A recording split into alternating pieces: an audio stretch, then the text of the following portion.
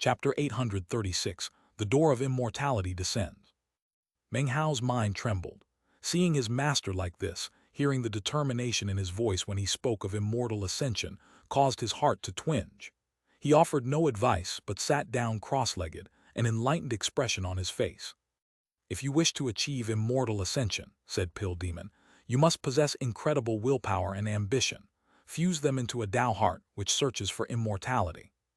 That Tao heart represents a lifetime of obsession that will cause you to feel regret to your dying day if you cannot achieve true immortality." Pill Demon smiled slightly, then closed his eyes. In only a few days, the true immortal tribulation would descend. Until then, he needed to preserve his calm mind and keep himself at the absolute pinnacle of readiness, so he could meet the immortal tribulation he had waited 2 lifetimes to see. Time passed. More and more immortal chi circulated through Pill Demon's body. The Violet Fate Sect's grand protective spell formation was in full rotation, and all the sect's disciples sat cross-legged reciting scriptures. Their will poured out, forming a bizarre power that bolstered the statue of Reverend Violet East, making it appear more and more lifelike. Chu Yuyan was in the crowd. She saw Meng Hao, then closed her eyes. She could sense the gap between them only continuing to grow. Meng Hao was almost an immortal. She was still in the nascent soul stage. It was as if a vast ravine existed between them that cut off any future possibilities. The atmosphere in the southern domain grew oppressive. Patriarch Song came, along with the south-cleaving sentinels of the western desert and countless other cultivators. They did not approach the Violet Fate Sect, but took up positions around the perimeter to stand guard as Dharma protectors. Anyone who had been shown favor by Pill Demon over the years seemed to be repaying his kindness by acting as Dharma protectors. At the same time, in the vast eastern lands and other secret locations throughout South Heaven, cultivators who had suppressed their cultivation bases for a lifetime of secluded meditation began to awaken, having waited their entire lives for true immortal ascension. They stepped out into the mountains that housed their places of secluded meditation and used varied methods to approach South Heaven. They didn't interfere with the Violet Fate Sect, but chose nearby locations to set up their own restrictive spell formations, within which they sat cross-legged, rotating their cultivation bases as they waited for the chance to fight for immortality. On this occasion, every cultivator in the southern domain who wished to fight for immortality would appear. This was the reason the experts of the northern reaches had originally waged war on the southern domain. They wanted the key position in the fight for immortal destiny. The sky gradually grew murky. Even at night, it was not completely black. The heavens were in a perpetual state of evening, and a shocking pressure weighed down on all of planet South Heaven. The mortals slipped into comas, and the vegetation fell dormant and lifeless. The animals lay prone on the ground in hibernation. The highest mountains no longer seemed high, and the rivers ceased to flow. No waves could be seen on the Milky Way Sea. It was as flat and smooth as a mirror. It was at this point that countless beams of light appeared outside planet South Heaven. Numerous teleportation portals popped up, sending ripples out in all directions. People hurried toward South Heaven from all over the Ninth Mountain and Sea, those who, by various methods, had left clan members behind on the planet, now emerging to fight for immortal destiny. It was only natural for their relatives to return at this critical juncture. However, as they neared South Heaven, a beam of sword chi rose into the starry sky and encircled the entire planet. Fang Ziyufeng's voice resonated out. "Planet South Heaven is now sealed. Fellow Taoists, please take your leave." When the people rushing through the starry sky heard the echoing voice, their faces flickered. Many transmitted requests to step foot onto the planet, along with promises and pledges of various sorts, but Fang Ziyufeng ignored them. He continued sitting with his eyes closed outside the Violet Fate Sect, using divine sense to control the sword chi that sealed all of planet South Heaven. He knew such actions cut off the path of immortality for many, and that numerous sects and clans would be displeased. It wouldn't affect him much, but it wasn't good for Meng Hao. Fang Ziyufeng had already explained this to Meng Hao, who hadn't said anything in response. The determination glowing in his eyes said all that needed to be said. "That's exactly how my son ought to be," thought Fang Ziyufeng.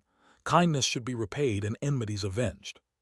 Planet South Heaven was sealed, making it impossible for the crowds outside to enter. They could only look on nervously. Some gritted their teeth and transformed into beams of prismatic light, trying to force their way in. Before they could even get near, the sword chi swept out and they were sent flying back, blood spraying from their mouths. "That was just a warning," said Feng Ziyufeng, his voice cold. "From now on, any trespassers will be executed immediately." The people outside were both resentful and filled with fear.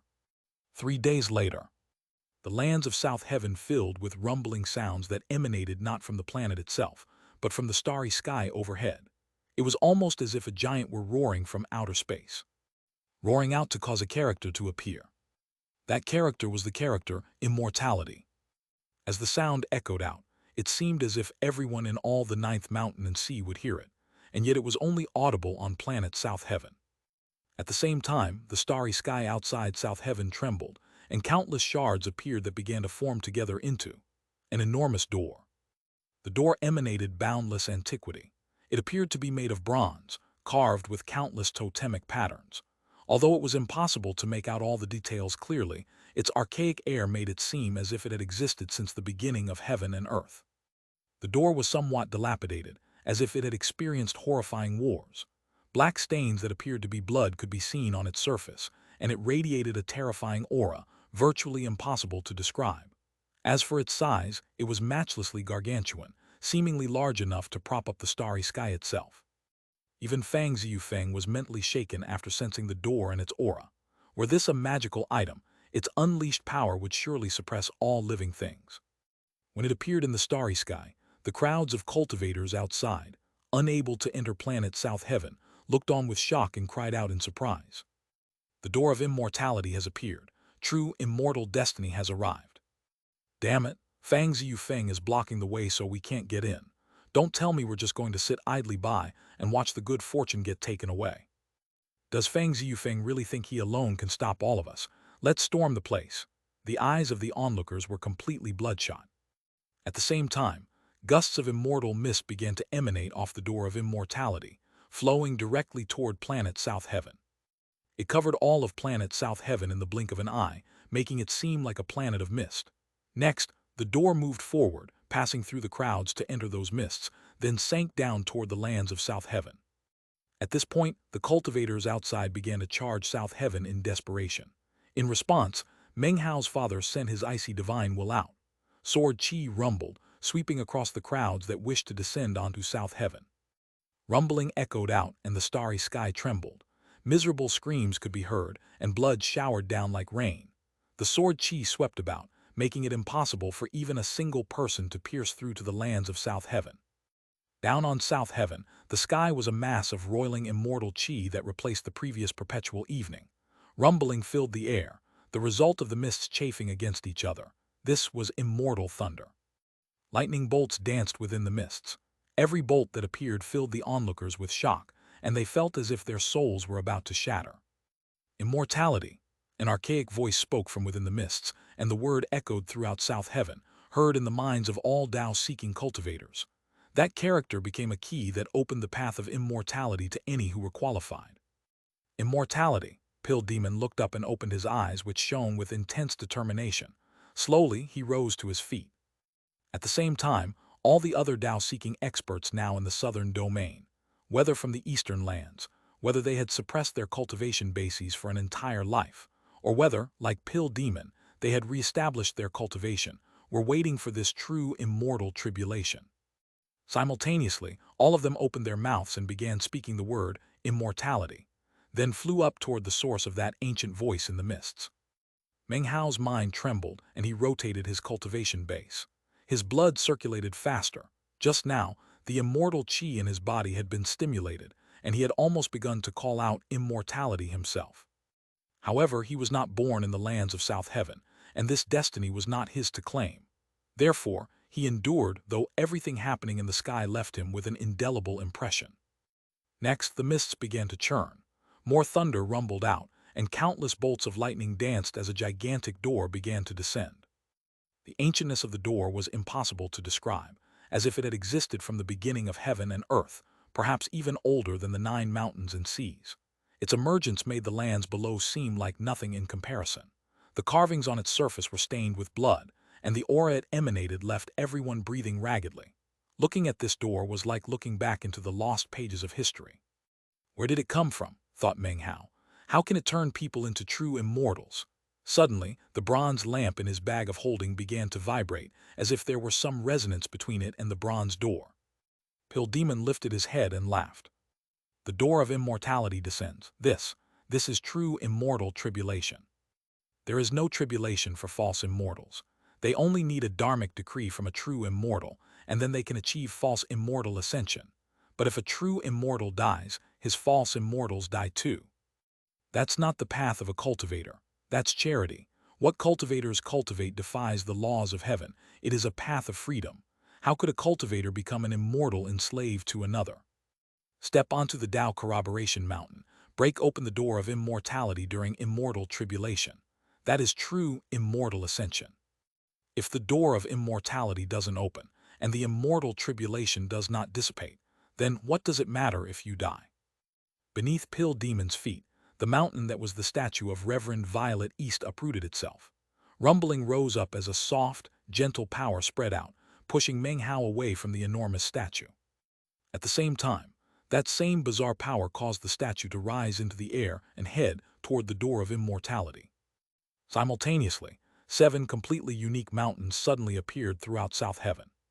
Of those 7, the largest resembled a needle-like sword, and the smallest looked like a burial mound. Each was different, but all belonged to ancient beings who would contend with Pill Demon over the immortal destiny, the Tao corroboration mountains of powerful Tao-seeking experts.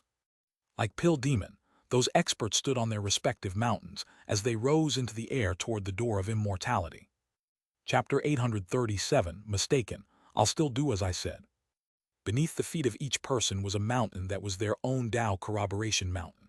One person Chinese letter, one mountain Chinese letter that was an immortal Chinese letter. 8 people, 8 immortals, flying through the air. The true immortal tribulation would not fade away.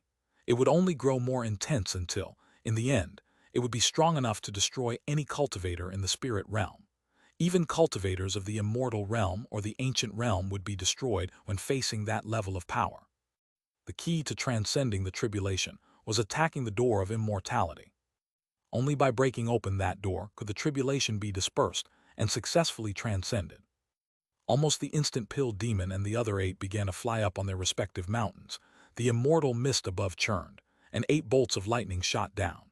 Each was as thick as an arm, moving with incredible speed and enough power to easily eradicate any normal peak Tao-seeking expert. A massive boom rang out from the direction of each of the 8 cultivators. The ground quaked, the sky churned. Magical items were used, divine abilities unleashed. All 8 roared and forced their way through the lightning, continuing on toward the door of immortality. Meng Hao's eyes glittered as he hovered in midair. He could clearly tell that of the 8 bolts of lightning, his master Pill Demons was somewhat different from the others. That particular bolt seemed to possess intelligence and personality. Initially it seemed similar, but on closer examination, it was clearly different. That's the main bolt of lightning, while the other 7 are auxiliary, he thought. Right, Father mentioned that the true immortal destiny of this lifetime belonged to my master. Given Father's cultivation base and vast experience, he wouldn't randomly say such a thing. It shows that this lifetime's immortal destiny has selected master. Therefore, the main bolt sought him out, but the others could still seize the main position and take his place. Killing intent flickered in Meng Hao's eyes. He had experienced many things as a cultivator and had long since developed a decisive and ruthless personality. He didn't know these 7 people, but since they were about to fight his master over the true immortal destiny, that made them Meng Hao's enemies. He snorted coldly, killing intent glittering in his eyes. He flew out toward one of the old men, circulating the immortal chi inside him as he prepared an explosive attack. Up in midair, Pill Demon charged toward the door of immortality along with the other 7 cultivators. "Hey, get back," he shouted, his tone serious. "Master will fight alone for the immortal destiny. Stand down." He was also concerned that Meng Hao's participation in this immortal tribulation, given his current state, might have an influence on him later, so he told Meng Hao to hold back. Meng Hao stopped in place. He could hear the urgency and care in his master's words and didn't want to cause distractions.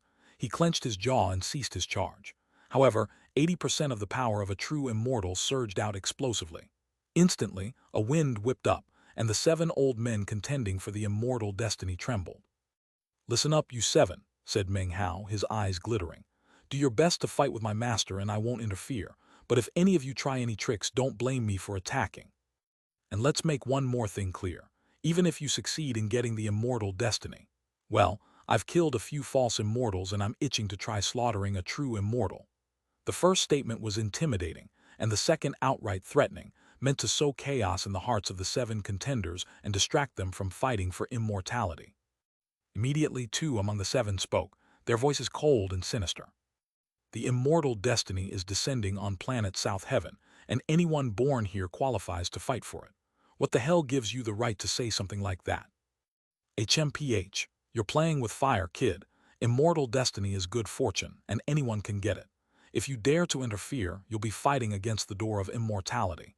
I'm also curious why the hell you think you can interfere with immortal destiny. Clearly, these 2 had been in secluded meditation for far too long, and had no idea what had happened recently in the outside world. The only reason they emerged was the immortal destiny. They had no idea who Meng Hao was. Of the rest of the 7, 4 were from the eastern lands and said nothing. What the hell gives me the right, said Meng Hao, flicking his sleeve. How about my father, who's preventing people from all over the 9th mountain and sea from returning to South Heaven to help the offspring they planted here? How about the fact that if they managed to return, you'd have no chance of fighting for the immortal destiny? How about the fact that the southern domain is my home? Who cares about all that? Responded one of the old men.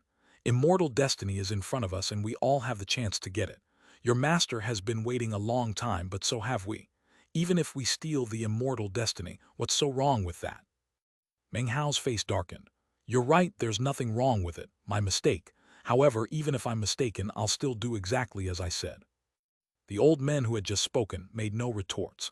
They could sense the massive ripples of the huge battle being fought in the starry sky, and could feel the determination in Meng Hao's words. Rumble. A second round of lightning descended. Booms rang out as Pill Demon and the others were shaken and came to a stop. A third round of lightning bolts materialized and slashed down like flying swords. Rumbling filled the air as Pill Demon and the others unleashed divine abilities and magical items. Even so, blood sprayed from their mouths.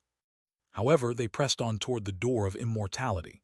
By the 6th round of lightning, they were there. They arrived almost simultaneously and began to levy attacks against the door itself.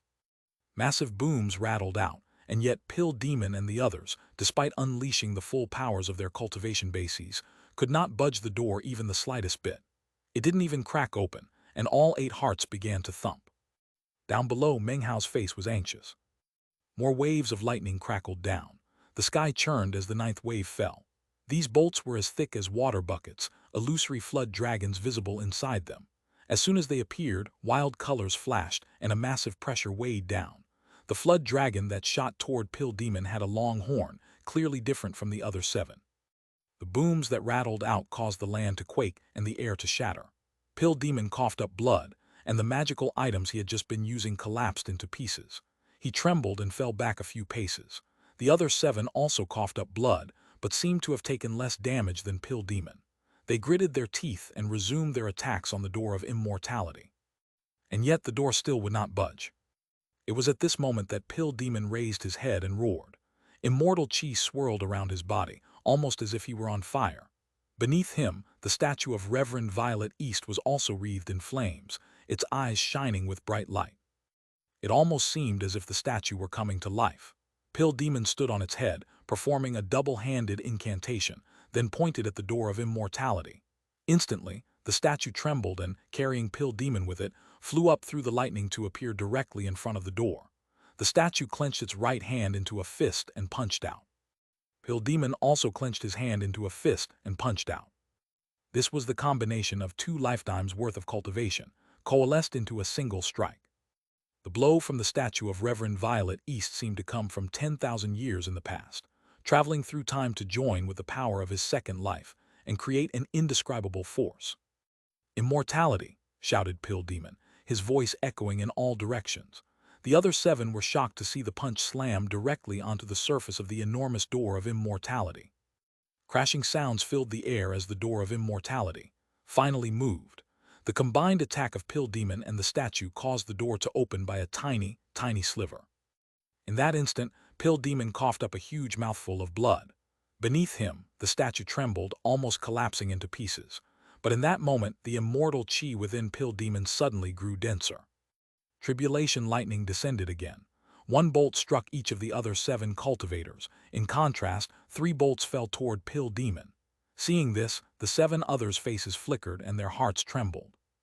We can't let him continue to attack. We have to kill him. He's already opened the door by a sliver. If he keeps going, the immortal destiny will belong to him. Stop him, kill him.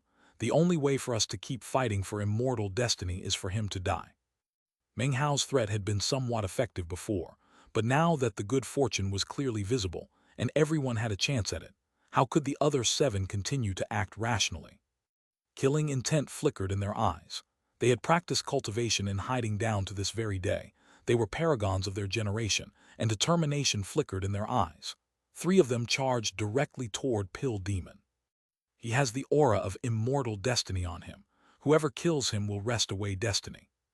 As the 3 closed in, 3 lightning bolts also descended.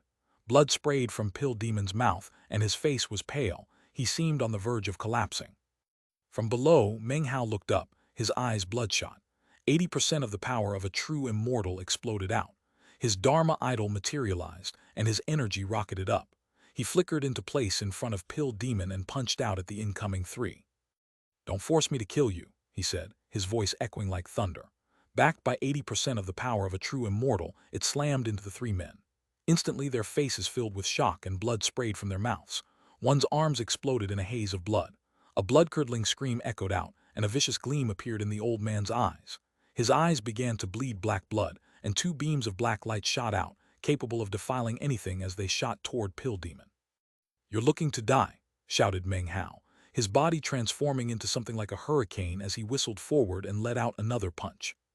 This punch shook the sky and rocked the land.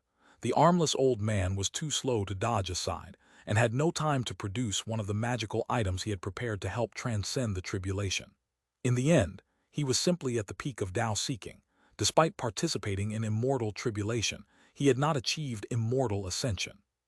"You dare to interfere with immortal destiny," he screamed as he died. "You will be punished." Then he exploded, completely destroyed in body and spirit. Meng Hao snorted coldly and turned away. In that instant, the mist above seethed, and a sound like a roar of rage could be heard as a lightning bolt descended, clearly different from all the others. This one was crimson, tearing a rift into the air as it shot down toward Meng Hao. This was the punishment. The punishment for interfering with immortal tribulation. Chapter 838, "So you are a thief too." "Hey-ar," cried Pill Demon anxiously, about to assist him. Meng Hao looked up and took a long, deep breath. As he did, his Dharma idol was sucked inside him. He performed an incantation gesture, then pointed up toward the red lightning bolt. Flashes of color swept across the sky and land. Mountains crumbled and the land shattered. Massive rumbling filled the air as Meng Hao was shoved downward several paces. Blood oozed from the corners of his mouth, but the red lightning bolt vanished. "That was the punishment," said Meng Hao, looking up. "Master, don't worry about me. You keep blasting that door of immortality. Apprentice will act as your Dharma protector." Pill Demon knew his apprentice was powerful. He had suppressed all the experts from the northern reaches and transformed over 100,000 cultivators into felon citizens. The mountain called Sin of the North still stood, containing 5 peak Tao-seeking experts whose spiritual energy was replenishing the southern domain. Pill Demon took a deep breath. He saw the determination in Meng Hao's eyes, and it filled his heart with warmth. He smiled, then his expression turned decisive. His body flickered as he once again used the power of 2 lifetimes to attack the door of immortality. Pill Demon knew Meng Hao, but the 2 remaining old men who had attacked Pill Demon were encountering him for the first time. Their faces fell, their scalps went numb. The red lightning bolt that had just fallen was clearly far more powerful than any other during the immortal tribulation.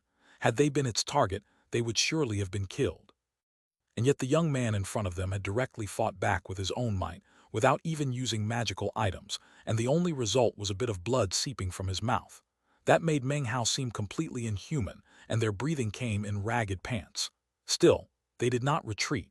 Failure in immortal tribulation meant death. "If you don't interfere with my master and simply struggle normally to acquire the immortal destiny, I won't do anything to you," said Meng Hao. He hovered in midair, looking at the 2 men in front of him and the other 4 still nearby. The 6 men exchanged looks. Even the cultivators from the vast eastern lands who knew Meng Hao's status no longer cared. Struggle normally to acquire immortal destiny. Killing the lucky one and taking his destiny is the normal way. There's no going back now. There is no enmity between us, and you block our path to immortality. That makes us irreconcilable foes. There is no going back. Defeat means death. Only by killing this guy with 2 lifetimes can we have a chance at immortal ascension. With hearts filled with the desire to transcend the tribulation, how could they possibly fear death? Killing intent flickered in the 6 men's eyes as they suppressed their dread of Meng Hao and shot toward him. Meng Hao stood there silently. He wanted to block their way with no desire to kill any of them, but when it came to the path to immortality, there was no right or wrong. Blocking it truly did make them irreconcilable foes. Meng Hao hovered by Pill Demon. Not making his stand would be the wrong thing to do, but from the perspective of the other 6, his actions were an unforgivable sin. There is no enmity between us, said Meng Hao, his voice profound. Perhaps blocking your way to immortal ascension will result in karma. If so, I will do my best to accept it. A cold gleam flickered in his eyes. As the 6 closed in, Meng Hao's body flickered and shone with boundless golden light. He transformed into a golden rock that shot screaming toward one of the incoming enemies. From a distance, the golden rock swooped down, talons sharp enough to slice metal and rock. It slammed into the old man, who employed every divine ability and magical item he could summon. None of it made any difference. The gap between him and Meng Hao was too great. In a few breaths, he was seriously injured and on the verge of death. At the critical moment, his eyes filled with madness, and he reached out his right hand, from which appeared a jade slip. The jade slip pulsed with immortal qi, emanating a feeling of nameless danger that widened Meng Hao's eyes. Die, cried the old man, crushing the jade slip, an object prepared for a critical moment when transcending tribulation. Pushed into a corner, he didn't hesitate to use it now. Rumbling spread out as something like a sun materialized in front of him. Boundless rays of blinding light shot out, hurtling toward Meng Hao. Meng Hao remained silently in place. He could have used the lightning cauldron and formed displacement transposition, but out of respect for these people and their struggle for immortality, he didn't wish to use tricks to kill them. The jade slip unleashed incredible power, enough to shock even a false immortal. When Meng Hao had only 50% of the power of a true immortal, he'd have had no choice but to dodge.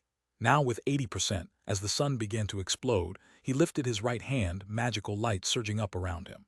He shot forward, stabbing into the sun. As it exploded, he pointed his finger at the old man's forehead. The old man's eyes went wide with disbelief. The item he'd specially prepared to help transcend this tribulation was incapable of doing anything against this terrifying figure. Smiling bitterly, the old man's eyes grew dim. Suddenly, a gleam returned, as if looking at Meng Hao had made him realize something. His eyes went wide and he laughed loudly. So it turns out you are a thief too. A boom sounded as the sun exploded. Before the ripples could spread, Meng Hao was back in his original position. As for the old man, none of his aura could be sensed anymore. Meng Hao waved his hand, and the old man's corpse floated peacefully back down to the ground. The immortal mist above rumbled loudly, and a red bolt of lightning even bigger than the previous one began to fall, moving with incredible speed, giving Meng Hao almost no time to react. A rumble sounded as Meng Hao's golden rock collapsed into pieces. Meng Hao reappeared, coughing up a mouthful of blood. Then he took a deep breath and shifted his gaze toward another of the incoming old men. The old man's face was pale white, filled with utmost astonishment. After all my years in secluded meditation, how could someone so inhuman have appeared in South Heaven? He exclaimed bitterly. Just who is this man? Tribulation lightning can't kill him, and he's already killed 2 of us. Don't tell me this is how our tribulation will end. He wasn't willing to give in. His eyes gleamed with venomous madness, and knowing he couldn't hide or flee, he slapped his bag of holding to produce a bottle of blood. He placed it against his lips, consumed the entire bottle, and his energy began to flow in reverse. A bloody mist emerged from the top of his head. His face distorted, veins bulging as he let out a vicious roar like a wild animal. Blocking my path to immortality is the same as cutting off my chance at life. If I can't achieve immortal ascension, I am certain to die. So it doesn't matter whether I die by the immortal tribulation or by your hand. There's no difference. Face filled with bitterness, the old man charged Meng Hao. Simultaneously, lightning crashed as immortal tribulation bolts descended one after another, growing stronger, causing everything to shake. Pill Demon once again neared the door of immortality. Surrounded by rumbling, he focused the power of 2 lifetimes, braced against the immortal tribulation, and attacked the door again. Blood sprayed from Pill Demon's mouth, and the door of immortality trembled as it opened slightly further. But in that instant, the remaining 4 old men unleashed divine abilities and magical techniques in a direct attack against Pill Demon. It was a moment of grave crisis. Pill Demon was already seriously injured, fighting back with everything he had. Not only was he forced to fight these 4, but lightning continued to fall on all of them. Everything was shaking as Meng Hao battled the beast-like old man. The old man roared as he fought. He wasn't a match for Meng Hao, but in his heart he was prepared to die and didn't care about defending himself. He attacked with full power, causing Meng Hao to sigh as he lifted his right hand and utilized the star-plucking magic. A gigantic hand appeared out of thin air and crushed down on the old man, whose body was smashed into pieces as he screamed. Meng Hao did his best to keep the body intact as it floated back toward the ground, then shot toward the remaining 4 attacking Pill Demon. Above, a third red lightning bolt formed within the rolling clouds. This one also contained blackness, making the entire bolt appear violet. As it slammed into Meng Hao, his body trembled, and he coughed up 2 mouthfuls of blood before continuing onward. He transformed into a golden rock and shot toward the remaining cultivators fighting Pill Demon. At the same time, lightning descended onto Pill Demon. Blood sprayed from his mouth, and the mountain beneath his feet seemed on the verge of collapsing. Magical light swirled around Meng Hao as he closed in, transforming into a cyclone. Rumbling filled the air as he attacked the 4 old men, forcing them into retreat, blood spurting from their mouths. They smiled bitterly, and their desire to kill grew even stronger. "All of you, stop forcing my hand," said Meng Hao, standing firm in front of Pill Demon, whose face was pale and on the verge of collapse. He consumed some medicinal pills, then attacked the door of immortality once again with all the strength he could muster. The door trembled, and the crack opened wider. More immortal tribulation descended. The glittering glow of lightning covered the land, and Meng Hao stood between Pill Demon and the 4 other cultivators, almost like a massive, uncrossable ravine. There is nowhere to turn back to. Unless we kill this cultivator with 2 lives and steal his destiny, there is no way we can break open the door. Death lies on the left and the right. Life only exists straight ahead. If we die, we'll die fighting. We have waited for this day for too long. Now that it is here, it seems it truly is a tribulation. The 4 men began to laugh loudly. Their hearts remained focused on striving for the Tao, a desire that had not lessened even now. Laughing, they transformed into beams of colorful light, burning their cultivation bases to achieve the absolute pinnacle of power as they shot toward Meng Hao. Meng Hao's expression was complex. Silently, he took a deep breath as the 4 bore down on him. His Dharma idol suddenly expanded into a giant that stepped toward the 4 incoming old men, becoming something like a wall that the 4 then slammed into. A huge boom rattled out, and everything shook as an astonishing shockwave spread out. Because of the Dharma idol, none of the ripples reached Pill Demon. Pill Demon looked over at Meng Hao silently. Though he said nothing, everything happening was clearly being etched deeply onto his soul. "If this sows karma," he murmured, "then I refuse to let my apprentice bear it. Let their souls be entangled with mine for all generations to come." With that, his body flashed as he attacked the door of immortality yet again. The statue beneath his feet seemed on the verge of collapse, his own body at its limit, but the attack shook the door, opening it even wider than before. At the same time, the tribulation lightning grew even stronger. Meanwhile, the 4 old men on the other side of the Dharma idol were like lamps with little oil left. Laughing bitterly, they all suddenly flew straight up into the air.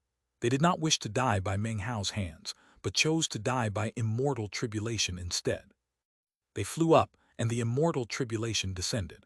Booming sounds rang out as all of them were destroyed in body and soul.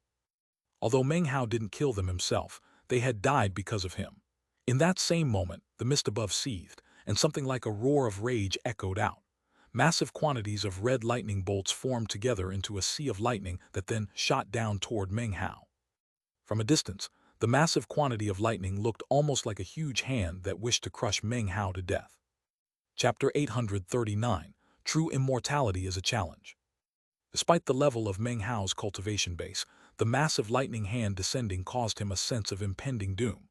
Almost as soon as it began to fall, his eyes glinted with madness. He raised his hand, and the blood demon grand magic surged with full power. Rumbling filled the air, and his entire body radiated magical light. In the blink of an eye, all existence was illuminated by the glow of his magic. At the same time, the blood demon grand magic vortex roared like a beast from ancient times. All the cultivators in the Violet Fate sect could clearly see a red horn protruding from the middle of the vortex. Next, a gigantic head appeared, the head of a blood demon, that hurled itself directly toward the glittering lightning hand. When they met, the resulting explosion caused all creation to shake violently. The blood demon head's horn shattered, and the entire head collapsed into pieces. The blood-colored vortex shattered, as did Meng Hao's Dharma idol. As for the lightning hand, it was also shaken. One finger after another collapsed, until only a single finger remained, jabbing viciously down toward Meng Hao. Just as it was about to slam into him, Meng Hao's body began to shine with boundless golden light. He became a golden rock, flapping its wings, speeding off into the distance. As the palm raced after him, Meng Hao rotated his cultivation base and unleashed another divine ability, pointing directly toward the incoming palm. Boom! A huge crash could be heard, and the lightning palm vanished. Blood sprayed from Meng Hao's mouth, and he staggered backward nearly 3,000 meters. After coughing up 7 successive mouthfuls of blood, he finally came to a stop. His face was pale, his body racked with trembling. Sparks of electricity danced around him, and he had lost more than half his chi and blood. A massive wound burned in his chest with intense pain. Meng Hao gritted his teeth and looked up. His eyes shone with boundless, intense light. He had completely surpassed the Tribulation Lightning's punishment. By now, all the Southern Domain cultivators who had come to act as Dharma protectors for Pill Demon were left in utter shock. What they had just witnessed exceeded anything they had ever seen before. They had the impulse to rush to help Pill Demon in his true immortal tribulation. But the massive pressure weighing down not only filled them with awe, it made it impossible for them to even fly into the air. They could only look on as Meng Hao acted, and his intense strength only deepened their impression of him. In the Violet Fate sect, all the disciples' minds were shaken. Everything Meng Hao did made their gratitude toward him even more intense. Were it not for Meng Hao's presence, Pill Demon might still have avoided death during this tribulation, but it definitely would have been much harder to acquire the true immortal destiny. And had he failed, he would have perished, his soul dispersed. Meng Hao wiped the blood from his mouth and looked up into the sky. He saw his master, standing on the damaged statue of Reverend Violet East, once again combining the power of 2 lifetimes to strike the door of immortality. Once, twice, 3 times. He struck the door again and again, and it opened wider and wider. More immortal tribulation lightning descended, with increased intensity. By now, all of Pill Demon's magical items were in use, and the immortal tribulation had reached a shocking level of intensity. The Violet Fate sect's grand spell formation was activated to the fullest extent to help Pill Demon fight back against the immortal tribulation. However, the immortal tribulation was growing more intense, and the door of immortality was only 40% open. There was still another 60% to go. Fellow Taoist Pill Demon, use this magical item of mine. Senior Pill Demon, take my magical item. Pill Demon, this is a treasure I prepare to help you transcend the tribulation. Many among the crowds below produced various magical items, severing their own connection with them and tossing them up into the sky. The magical items transformed into countless beams of glowing light that shot toward Pill Demon and swirled around him. These were all lightning-resisting items, all extremely valuable. They didn't hesitate for even a second to give them to Pill Demon, who trembled, his heart filling with appreciation. This was not the time for words. He took a deep breath, clasped hands to the crowds below, and waved his arm, causing the hundreds of magical items to emit a boundless glow that fought back against the immortal tribulation. Meng Hao hovered off in the distance, watching. He also waved his hand, sending out a magical item, his beast claw. It emitted an incisive glow that, joining the other magical items around Pill Demon, transformed into a bizarre light. Meng Hao's eyes gleamed with the anticipation of bearing witness to his master, becoming a true immortal. Are you MMBLLEs?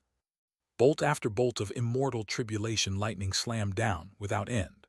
Soon, they were so numerous that they became a lake of lightning, as if a hole had been ripped into the sky, lightning falling like rain in a violent downpour. Pill Demon's figure was submerged in the lightning to the point where onlookers couldn't see him clearly. Only Meng Hao was just barely able to see him. The blasts against the door of immortality continued, 50%, 60%. The magical items surrounding Pill Demon began to shatter. The instant the door opened to 60%, even Meng Hao's beast claw collapsed into pieces. By the time all the magical items were destroyed, Pill Demon was like a flickering lamp about to be extinguished. He laughed bitterly, looked up at the tribulation lightning, then at the door of immortality, only 60% open. Then he sighed. True immortality really is a challenge, he said, his voice filled with pain. A chance that comes once in 10,000 years, incredibly difficult. Despite my best efforts, I fell short by 40%. The sky rumbled and the lake of lightning screamed, covering everything, filled with destructive power as it bore down on Pill Demon, who stood in front of the door of immortality. However, at this moment, Meng Hao's eyes glittered, and he smacked his bag of holding. The meat jelly appeared, and Meng Hao threw it into the air before it could even react. It shrieked as it became a beam of prismatic light that shot toward Pill Demon and the heavenly tribulation. "Master, keep battering that door," yelled Meng Hao. As soon as the meat jelly reached the lake of lightning, it let out a curse and opened its mouth. It began to inhale, and the lake of lightning trembled, then began to move toward the meat jelly. Popping sounds rang out from the meat jelly, and it turned completely black in the blink of an eye. "Meng Hao, you bastard, you bully, you've gone too far, why you? Lord Third is gonna convert you." Pill Demon trembled, but didn't hesitate for a moment to lash out toward the door of immortality with all his power.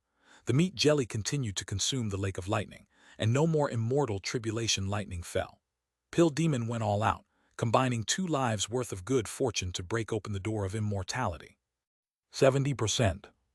80%. When the door opened by 80%, a boundless glow of immortal light spilled out, along with thick immortal chi. Instantly, the sky became like an immortal paradise, the air filled with the music of great Taos and the sound of chanted scriptures.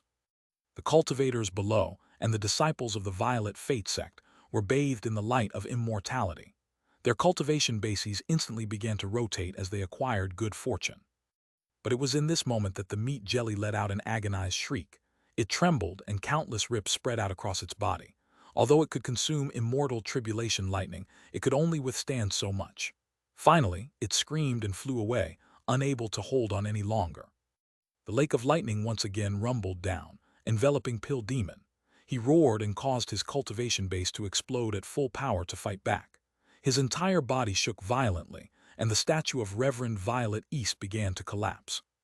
Meng Hao grew very worried, but something suddenly occurred to him and he took a deep breath. Without hesitation, he summoned his second true self. He extended his hand and pointed, and his second true self began to tremble. Its eyes grew dim as its soul flew out the top of its head. This was a true immortal soul.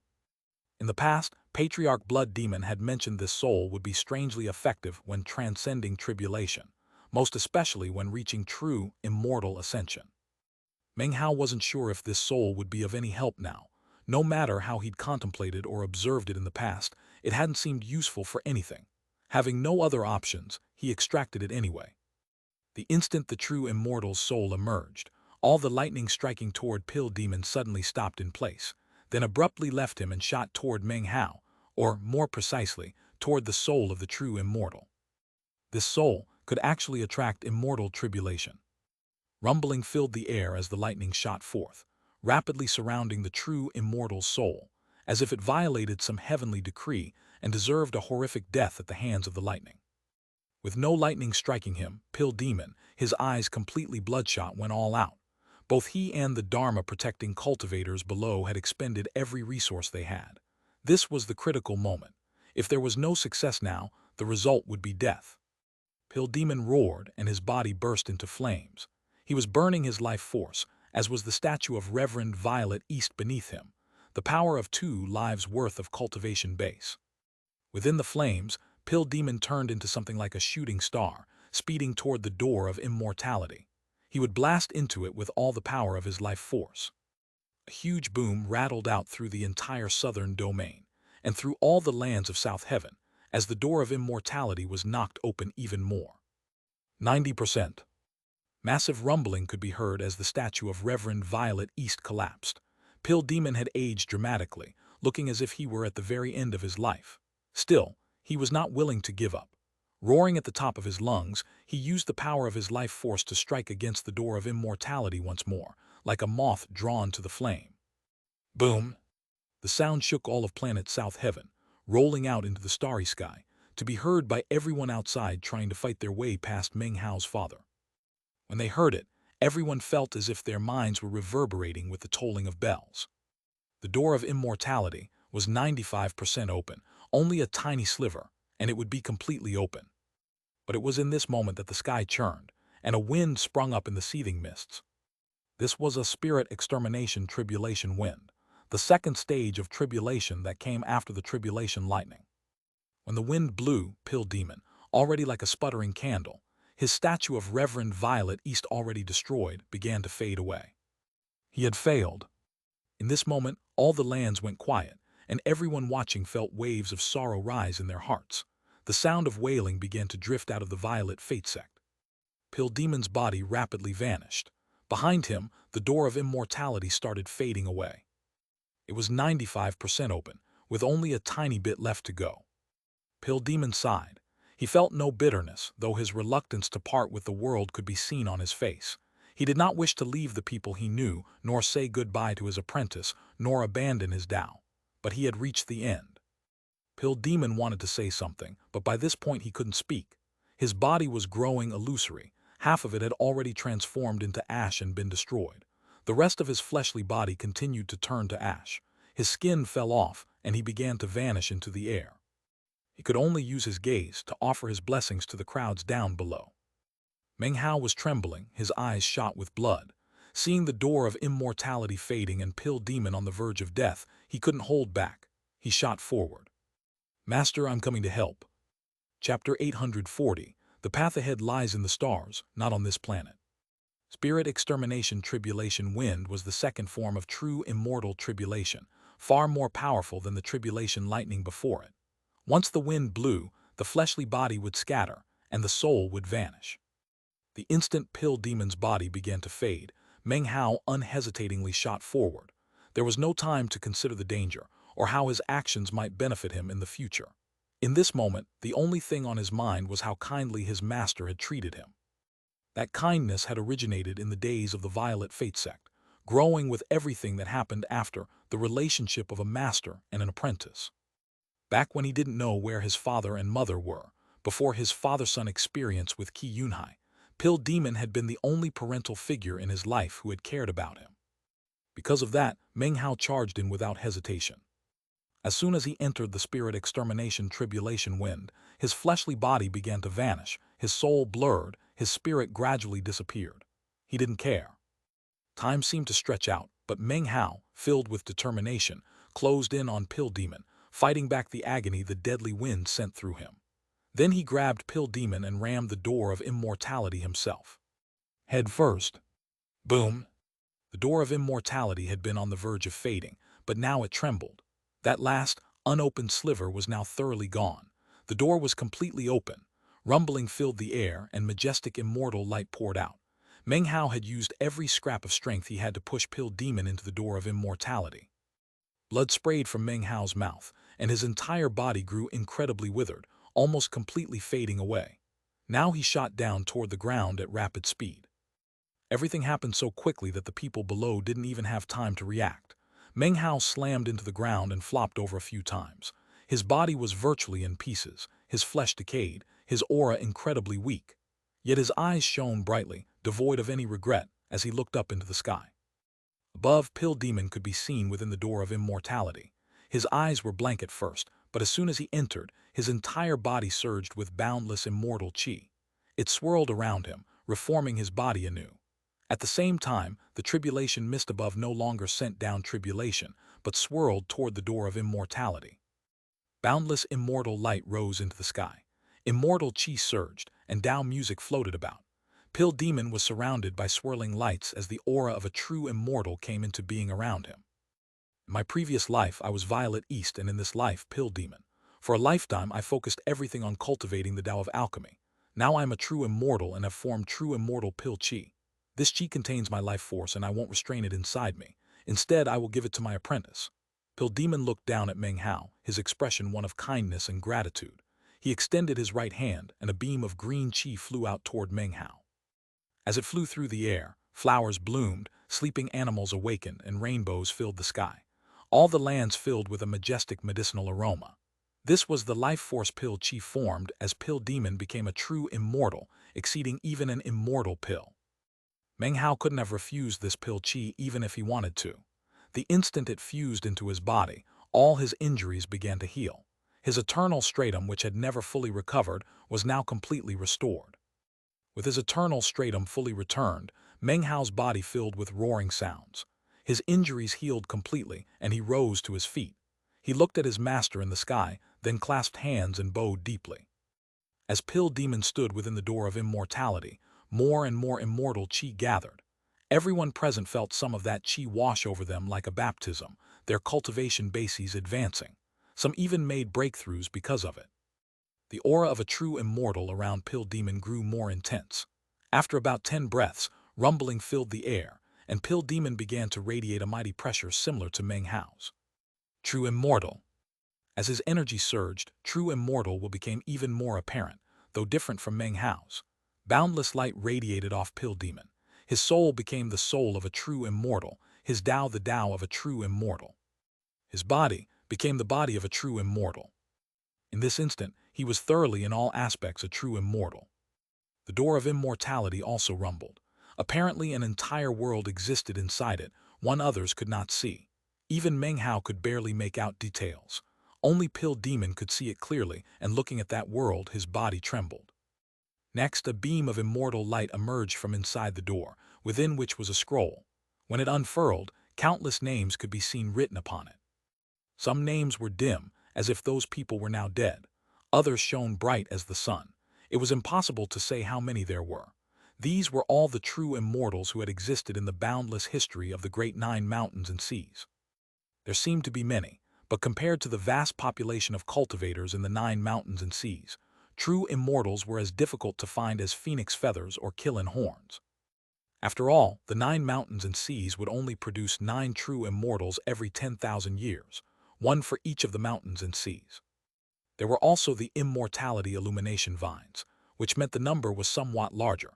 Even so, the number of true immortals appearing in the 9 mountains and seas in any 10,000-year period would not exceed 100. And now a new name appeared on that scroll, Pill Demon. Pill Demon was now a true immortal in all respects. In the following 1,000 years, there would be chosen in the 9 mountains and seas who used immortality illumination vines to also become true immortals. Their names would also appear on the scroll, though no one would be there to see it happen. Only after another 10,000 years, when someone else acquired immortal destiny and achieved true immortal ascension, would anyone see them. The door of immortality faded soundlessly, transforming into a beam of light that shot up into the sky and out into space. The crowds in the starry sky, still trying to get into planet South Heaven, sighed and stopped in place. None said anything as they slowly turned and left, filled with regret. It would be difficult for them not to harbor resentment toward Fang Ziyufeng, and toward the person below who had succeeded in becoming a true immortal. At that moment, an enormous teleportation portal appeared in the starry sky. Boundless light spread out, and an old man materialized, mounted on a white deer. The old man's features were ordinary and he wore a smile. The white deer he rode had a vicious set of antlers and eyes that shone with a savage glow. It was only a white deer, and yet it emanated a completely shocking aura. When the old man appeared, everything trembled and the starry sky went dim. Among the departing crowds were people who recognized him and gasped. Taoist Kunlun from the Kunlun Society. 1. Kunlun is a pretty famous part of Chinese mythology. Check out the Wikipedia article here. The Kunlun Society is one of the most mysterious of the 3 churches and 6 sects, and Taoist Kunlun is their sect leader. I can't believe he actually showed up here. That white deer must be the fiendish deer that wreaked havoc in the 9th mountain 50,000 years ago. Fang Ziyufeng's eyes glittered, his pupils constricting a bit. Greetings, Taoist Kunlun. Despite his own power, Meng Hao's father clasped hands and bowed deeply to Taoist Kunlun. Ziyufeng, replied the old man with a smile, I'm here to get my apprentice back. He inherited my teachings via a dream of mine, and his name is Violet East. Now that he has achieved true immortality, the time has come for him to return. Everyone in the area looked on in shock. Many people's eyes widened, and the hatred they'd felt toward the person who had just become a true immortal vanished completely. The Kunlun Society was one of the 3 churches and 6 sects, shrouded in mystery, keeping its secrets to itself. Had they lent their assistance to Lord Jai when he altered the heavens, the Kunlun Society would have become a holy land, and there would now be more than 5 holy lands. Fang Ziyufeng's eyes widened, but he said nothing. Taoist Kunlun did not pressure him, only smiled. A moment later, the image of Fang Ziyufeng that had materialized outside planet South Heaven stepped aside, then gestured for Taoist Kunlun to enter. He smiled and nodded. "I will not forget this kindness," he said. Everyone watched as the white deer approached planet South Heaven and appeared in the Violet Fate sect in the southern domain. When Meng Hao caught sight of the old man riding the white deer, his jaw dropped. Up in midair, Pill Demon saw the old man, an absent-minded expression crossing his face as if he'd suddenly recalled something. He approached, clasped hands, and bowed deeply. "Do you remember now?" said the old man, smiling. "I remember, greetings, master. In the childhood of your previous life, I appeared in your dreams to offer guidance in your cultivation, pointing the way to the Tao of alchemy.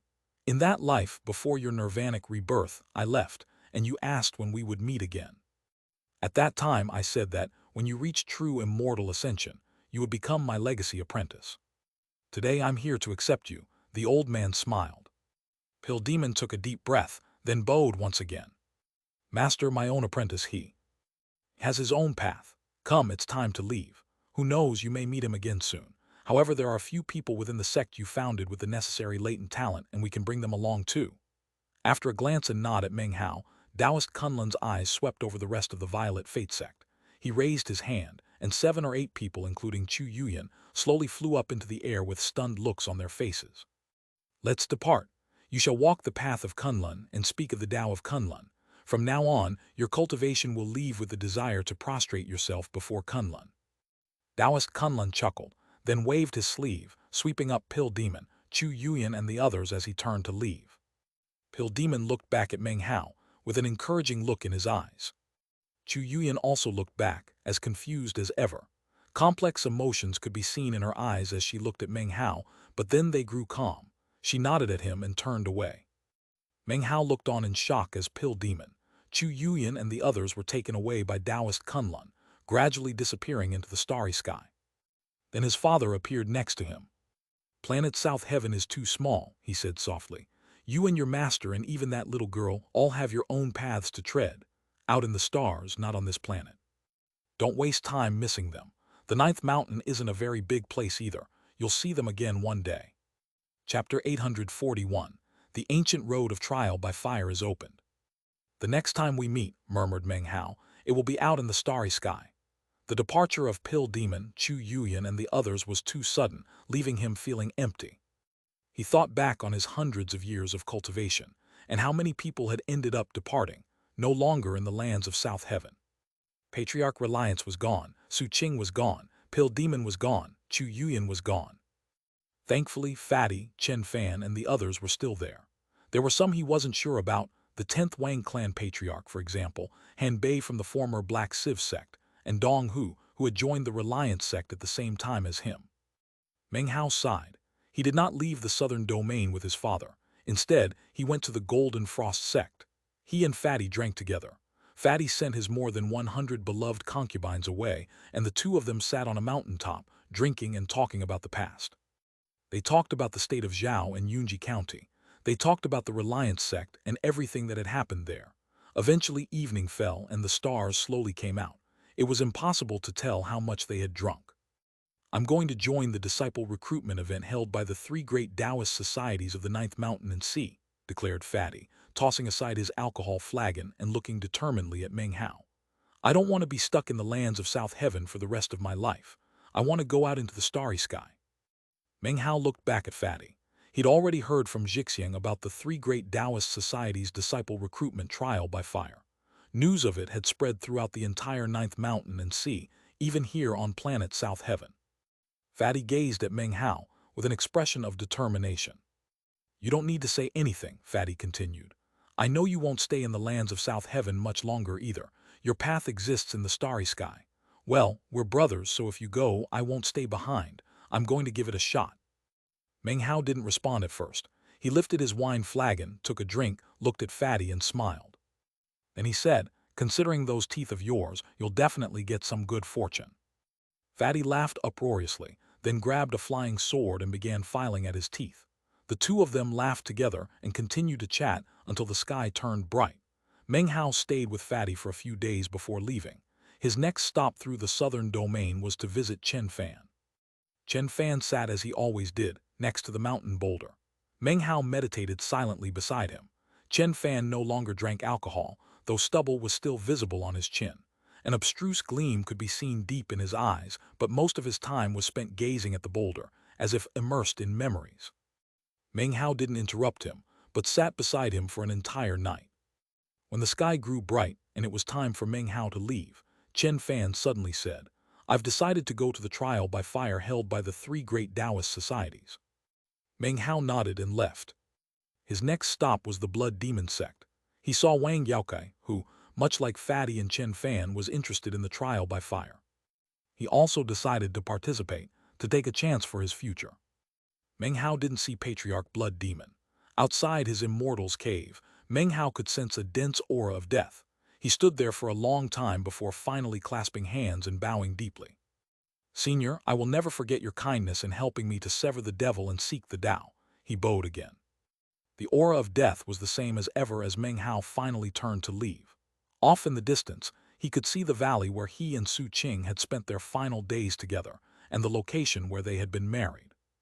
It was a mountain, one side holding the beautiful memories of Su Qing, the other holding carnage and battle. That was where he and Su Qing had been married. Gazing at the location, Meng Hao suddenly felt very lonely. After staring for a long moment, he finally left. Now he wasn't sure where to go in these sprawling lands. All he could do was look up into the starry sky. Perhaps it's time for me to leave as well. 2 months passed in the blink of an eye. Meng Hao went to the Milky Way Sea, the western desert, the northern reaches, and finally the eastern lands. Eventually, the sky began to rumble, and the music of a great Tao spread out in all directions. 3 enormous, multicolored vortexes appeared in the sky.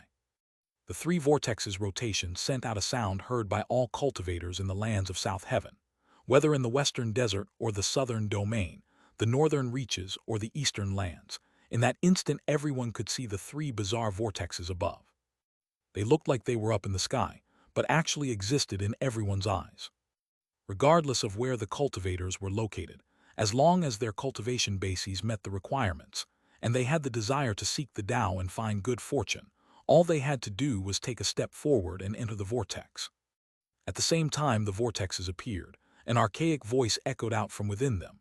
Everything trembled, and no natural law could prevent the voice from echoing out as if from ancient times, striking fear into the hearts of all. The trial by fire was founded by the 3 great Taoist societies, the 5 great holy lands, and the 3 churches and 6 sects. Anyone in the 9th mountain and sea may participate, regardless of background, regardless of age, as long as the cultivation base requirement is met. The 3 vortexes are for the nascent soul stage, the spirit severing stage, and the Tao seeking stage. First, walk upon the ancient road. The 10,000 people who reach the end the fastest will be able to participate in the honorable trial by fire. Of those 10,000, 7,000 will be from the nascent soul stage, 2,000 from spirit severing, and 1,000 from Tao seeking. Cultivators of the 9th mountain and sea, let the trial by fire begin. Planet South Heaven trembled. Everyone knew that the enormous disciple recruitment trial by fire held by the 3 great Taoist societies was now underway. Countless cultivators were prepared to participate, their blood boiling at the good fortune in front of them. Without becoming immortal, it was impossible to tread the starry sky. If they could seize this opportunity, they could have a meteoric rise, like a fish leaping from the sea into the heavens.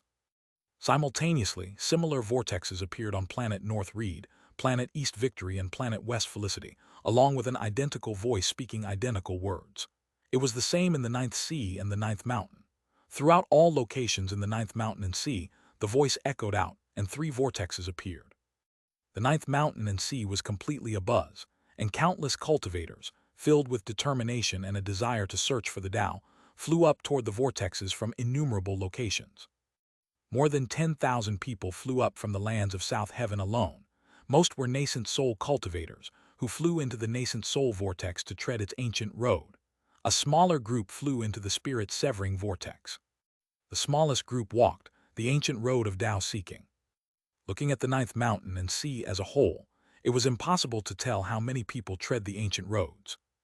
This was a grand event for the entire ninth mountain and sea, so the three great Taoist societies, the five great holy lands, and the three churches and six sects all sent people to stand guard over the three ancient roads. These three roads had a long history. They might be called ancient roads, but in truth they comprised an ancient set of crumbled ruins within the ninth mountain and sea, holding uncountable good fortune and supposedly older than the ninth mountain and sea itself. In truth, the three roads were only a small portion of the larger set of ruins the three great Taoist societies controlled. That the roads were opening now aroused ambitions in countless hearts across the ninth mountain and sea. This was especially true because these ruins were called the ruins of immortality, and in the past, people had discovered immortality illumination vines there, the discovery that had changed the entire structure of true immortality in the ninth mountain and sea. The other 8 great mountains and seas had similar ruins. Most areas inside the ruins were restricted. This was especially true in the depths, where entering would almost certainly mean death. Throughout countless years, only the most powerful experts had ever dared travel into the depths of the ruins of immortality, and virtually none had ever emerged alive. Rumor had it that Lord Li had traveled into the depths of the ruins, but no one knew what happened there. They only knew that the Dharma clone he left behind issued the Dharmic decree regarding returning life to the heavens. It was because of that decree that, in following days, Lord Jai replaced the heavens, drawing the support of most of the powers within the ninth mountain and sea. There was another rumor that in the great 9 mountains and seas, regardless of which mountain or sea, anyone who gained enlightenment regarding the ultimate secrets of the ruins of immortality would become the lord of all the 9 mountains and seas. Although generally acknowledged, no one had ever actually accomplished it, not even K-1E63ITIGARBH, the lord of the 4th mountain and sea. Now that the trial by fire had begun, countless figures vanished into the 3 vortexes. Fatty, Chen Fan, Wang Yaokai, and others all decided to take a chance at some good fortune. As for Meng Hao, he sat cross-legged beneath a towering tree in the Fang clan of the eastern lands, looking up at the 3 enormous vortexes. After sitting quietly for a moment, watching the flashing vortexes, a strange light gleamed in his eyes. You have the immortal ancient Tao medallion, so if you want to join the immortal ancient Taoist rite, you don't have to participate in the trial by fire. The voice came from Meng Hao's father, Fang Ziyufeng, strolling up from behind him. He stood behind Meng Hao and continued, "Furthermore, there is always the danger of perishing in the trial by fire. Aren't you scared of that? Other than the chance to join one of the 3 great Taoist societies, is there any other good fortune to be had?" asked Meng Hao. "Of course there is," replied his father. "If you get first place, you can acquire a precious treasure. Considering the resources at the 3 great Taoist societies' disposal, even I would be excited at the prospect of getting a magical item from them. Furthermore, father can tell you another secret.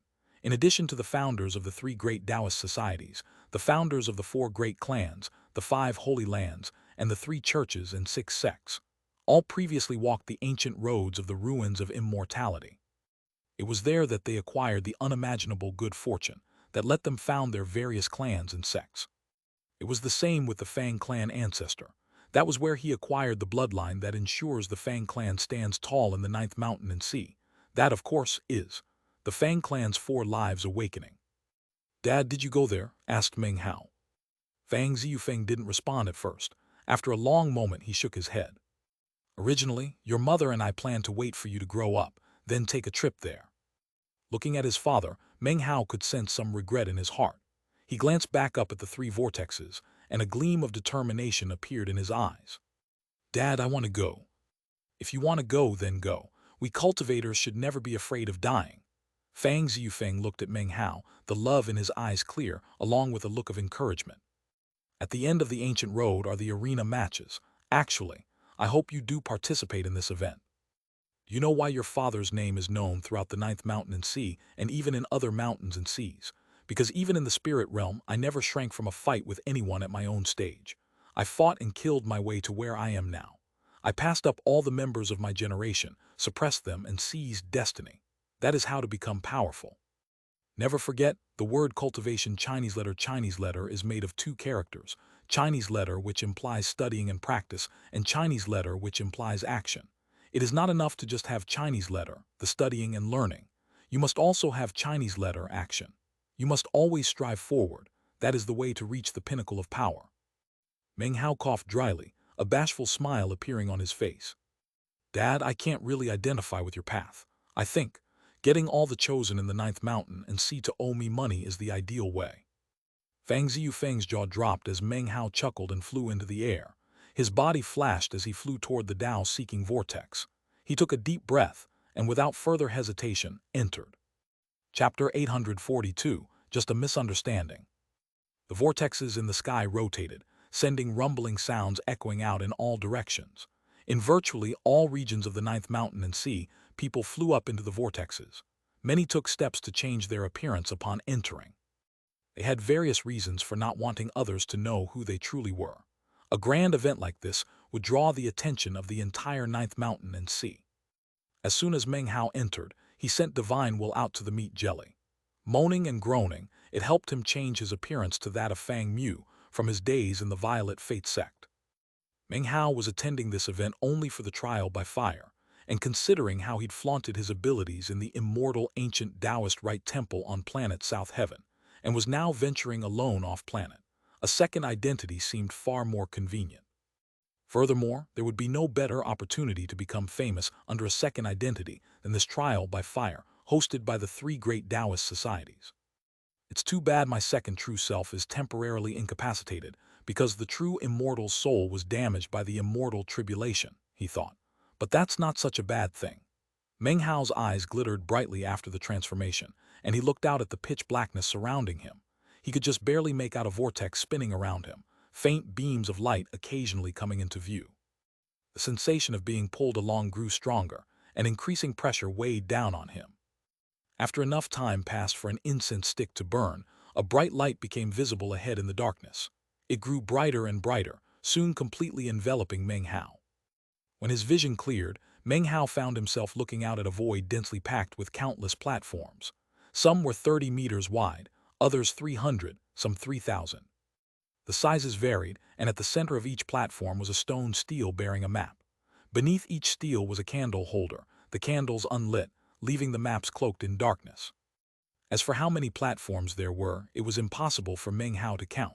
His divine sense was under incredible pressure, unable to reach very far. As he looked around, more and more people came into view. Like him, they stared out in shock at all the platforms. All of them had peak Tao-seeking auras, and there were even a few who didn't quite measure up to the chosen he'd encountered before, but were very close. They wore different clothing and bore different appearances, men and women, old and young. Some weren't even humanoid but looked like beasts. From what Meng Hao could tell, there were several hundred in his immediate vicinity, with more appearing off in the distance. It was hard to tell who flew out first, but soon, one of the 3,000-meter platforms was occupied by a cultivator. After that, all the cultivators materializing in the void shot out toward the platforms at full speed. Each occupied a single platform.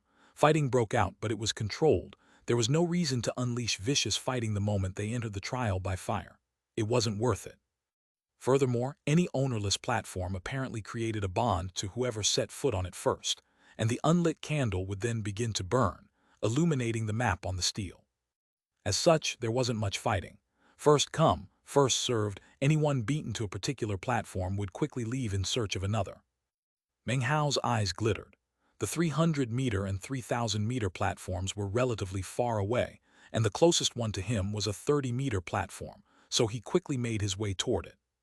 However, just as he was about to step onto it, someone nearby apparently had the same idea. It was a tall, hulking man, with ripples spreading out from beneath his feet that resembled illusory seawater containing 3 swimming fish. Overall, it made him seem incredibly impressive. He and Meng Hao were about to step onto the platform at exactly the same time when the hulking man snorted coldly, killing intent flickering in his eyes. "Screw off," he said. With that, his right hand made a hurling motion toward Meng Hao. The fish swam through the water at incredible speed, and an intense power surged out, transforming into an illusory sea dragon that shot toward Meng Hao, mouth gaping open to consume him. Meng Hao's expression was as calm as ever, but he moved with explosive speed, dodging past the sea dragon and setting foot onto the platform one breath before the hulking man. In that instant, the candle burned to life, sending light spreading out in all directions. The hulking man's face was very unsightly as he glared at Meng Hao, letting out a cold snort as he shot toward another nearby platform. Meng Hao's expression stayed the same, and he completely ignored the hulking man as he sat down cross-legged in front of the stone stele to examine the map. The map covered a huge area, but roughly 90% of it was covered in darkness, leaving only about 10% clearly visible. Within that small visible area, he could see numerous narrow roads spreading out, originating from the location he was in now. The end of all the roads led to a place near the dark area on the map. Out in the void, more and more candles sprang to life. Apparently the number of platforms equaled the number of people who had arrived. Before long, all the cultivators had occupied a platform. Unfortunately, a handful of unlucky cultivators died in the fighting. As for the hulking man from earlier, he'd managed to secure a platform to the right of Meng Hao. He glanced over occasionally, his eyes glowing with killing intent. The spat between them had obviously left him irritated. Apparently, Meng Hao didn't notice, and focused intently on studying the map. After enough time passed for an incense stick to burn, everything grew quiet. Finally, an archaic voice boomed out through the void. "I am Ling Yunzi of the Nine Seas God World. As of now, the Tao Gate has opened and the ancient road stretches out. All of you must traverse the road, use it to corroborate your Tao and to corroborate your destiny. 1. Ling Yunzi's name in Chinese is Chinese letter Ling Yun Zai. Ling is a surname which also means rise high. Yun means cloud, and Zai means son or child. Also, Chinese letter is a word which means soar to the skies. Therefore, his name contains a bit of clever wordplay. The road is well lit, but is filled with danger. Any who tread it must do so with utmost caution. As of this moment, if you turn back, you still have a chance to retreat. But once you step forward, when you look back, there won't even be the safety of a shoreline." His voice rang out over all the platforms, filling the entire area, heard by every Tao-seeking competitor in the trial by fire. When Meng Hao heard the Nine Seas God World mentioned, he looked up. It instantly made him think of Fan Donger, and he felt a bit apprehensive. He reminded himself that he had changed his appearance, but still didn't feel any less nervous. He quietly took out the black feather the parrot had acquired and placed it in an easily accessible spot in the front of his robe. "You may now enter the road. This is a trial by fire, and anyone with unsuitable latent talent will be eliminated first, leaving behind only the most suitable candidates. After that, you shall not simply walk as you wish along the road. At every stage along the way, you will be tested. Depending on your performance in the tests, I will arrange for you to proceed a certain number of steps. Everything you do here is visible to observers on the outside, so you need not fear that I will be unfair in my decisions. And now let the first stage begin, the stage of combat. You may use any means, fair or foul, even deadly means, to snuff out as many candles as you can in the time it takes an incense stick to burn. Anyone whose candle is snuffed out will lose the qualification to continue. Anyone who is killed will automatically be considered to have their candle extinguished." As soon as they heard Ling Yunzi's words, all the Ninth Mountain and Sea cultivators in the Tao-seeking trial by fire felt their hearts tremble, and their killing intent exploded up. Everyone had assumed that all participants would be allowed to enter the ancient road, with the fastest 1,000 among them able to proceed. They had never imagined the trial by fire would actually begin this way. The point of the first stage was to prevent one's candle from being extinguished, while extinguishing the candles of others. In the blink of an eye, people began sending out Dharma clones to charge toward other platforms. Fierce fighting broke out. Divine abilities and magical techniques caused everything to rumble and shake. The entire area was thrown into chaos, roaring filling the ears of everyone present. It only took a moment before screams of death rang out. Even as Meng Hao's eyes began to glitter coldly, the hulking man off to his right, who had been glancing at him murderously, gave a vicious laugh and waved his right hand. Instantly, a feng shui compass flew out, transforming into a glittering spell formation that spread out to protect his candle. Then the man flew out toward Meng Hao. "I've killed lots of peak Tao-seeking experts," he said. "Since you dared to compete with me, you'll be the first person I kill in this trial by fire." The illusory seawater swelled beneath his feet as he stepped onto Meng Hao's platform. He performed an incantation gesture, causing a sea dragon to roar toward Meng Hao. Meng Hao sat cross-legged next to the candle, and when he looked up his face was calm, not even a cold gleam visible in his eyes. He looked placidly at the hulking man, then waved his hand through the air in a snatching motion. Shockingly, the star-plucking magic was unleashed. The first thing it grabbed was the sea dragon, completely incapable of fighting back. Though it struggled for a moment, Meng Hao simply pinched his fingers together, and it collapsed into pieces. The hulking man's eyes widened. He knew the sea dragon had materialized with roughly 80% of his total power. Normally, few peak Dao-seeking experts in the Ninth Sea could evade this sea dragon. Yet he had just watched his opponent casually wave a hand and crush it to pieces. The hulking man's scalp went numb, and he was very nearly scared out of his mind. Not good, he thought. Don't tell me this is one of those inhuman freaks from one of the sects or clans. Impossible. I've seen all of those people from afar, but I've never laid eyes on this guy before. The man's face fell and he cried out loudly, "Misunderstanding. Fellow Taoist, this was just a misunderstanding." As he spoke, he retreated at top speed, but Meng Hao's star-plucking magic bore down and snatched him up. The hulking man's face filled with fear, but Meng Hao's was expressionless as he gently squeezed down. Boom! Before the hulking man could even let out a blood-curdling scream, his body was crushed into pieces, destroyed in spirit and body. When he died, his candle immediately snuffed out. After making his deadly attack, Meng Hao pointed toward the feng shui compass covering the hulking man's candle. It trembled, about to fly back toward Meng Hao when a black beam flew toward it. The beam turned into a black-robed youth who reached out to grab the compass. However, almost as soon as his hand latched onto the item, Meng Hao's cold snort echoed out. It entered the young man's ears and he began to tremble violently, subconsciously looking over at Meng Hao. When their gazes locked, his mind filled with a roaring sound. To him, Meng Hao's gaze felt like two sharp swords, stabbing into his eyes and threatening to slash his mind into pieces, down into his soul. The young man's face fell, and he coughed up a huge mouthful of blood. His face was pale, and he ceased all attempts to grab the feng shui compass. "Fellow Taoist," he cried urgently in a raspy voice, "pardon my offense. To check out a recording made by Deathblade to go along with this chapter, click here." Chapter 843, Fight for Supremacy the Entire Way. Meng Hao didn't immediately slaughter the young man. He calmly beckoned with his hand, and the feng shui compass flew over and settled onto his palm. Because the hulking man was dead, the item was masterless, so after Meng Hao sent some divine sense into it, it was branded to him. "It's definitely mysterious," he said, "but unfortunately, not very powerful."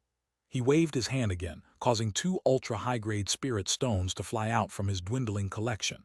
He pushed them onto the feng shui compass before their aura could spread out and be detected. In the blink of an eye, the compass changed. Although it looked normal, it now exerted a spell formation far mightier than before, worlds apart. Meng Hao quickly placed it down beside him, its glow spreading out to cover the candle. Unless someone like Taiyang Zai or one of the other chosen shows up, this should hold out for the time it takes an incense stick to burn. Ordinary peak Dao-seeking cultivators won't be able to break through it. He rose to his feet and looked around. By now, half the time was already gone, and he had only extinguished 1 candle. Others in the distance had snuffed out 7 or 8. Perhaps some even further off had extinguished more. The moment Meng Hao left his platform, people in the outside world, throughout the 9th mountain and sea, were looking up at what had once been merely swirling vortexes, but now contained enormous viewing screens. Those screens displayed everything happening on the ancient roads, though the images were very small. Still, if one's cultivation base was high enough, it was possible to clearly see each individual despite their size on the screen. Countless people across the 9th mountain and sea were watching. There were people from the 3 great Taoist societies, the 4 great clans, the 5 holy lands, and the 3 churches and 6 sects, as well as various powerful rogue cultivators. The various sects paid especially close attention. Unlike the clans, they had to recruit disciples from outside, so they watched the trial by fire closely. Many wouldn't wait until the end of the event but would select disciples to recruit throughout the process. Numerous conversations could be heard among the crowds throughout the 9th mountain and sea. The 3 great Taoist societies have created 10 stages within the 3 ancient roads in the ruins of immortality. Each stage involves a different test, slowly filtering out competitors and leaving behind only the future chosen. It's possible some of the eliminated might have had great potential, but were just unluckily knocked out. "Look, The current leader on the ancient road of the nascent soul has already extinguished 39 candles. Although the nascent soul cultivators' cultivation bases aren't very high, they have an intense will to fight. The highest number of extinguished candles on the ancient road of spirit severing is 27. Who is that masked young man on the ancient road of Tao seeking? He's already extinguished 19 candles.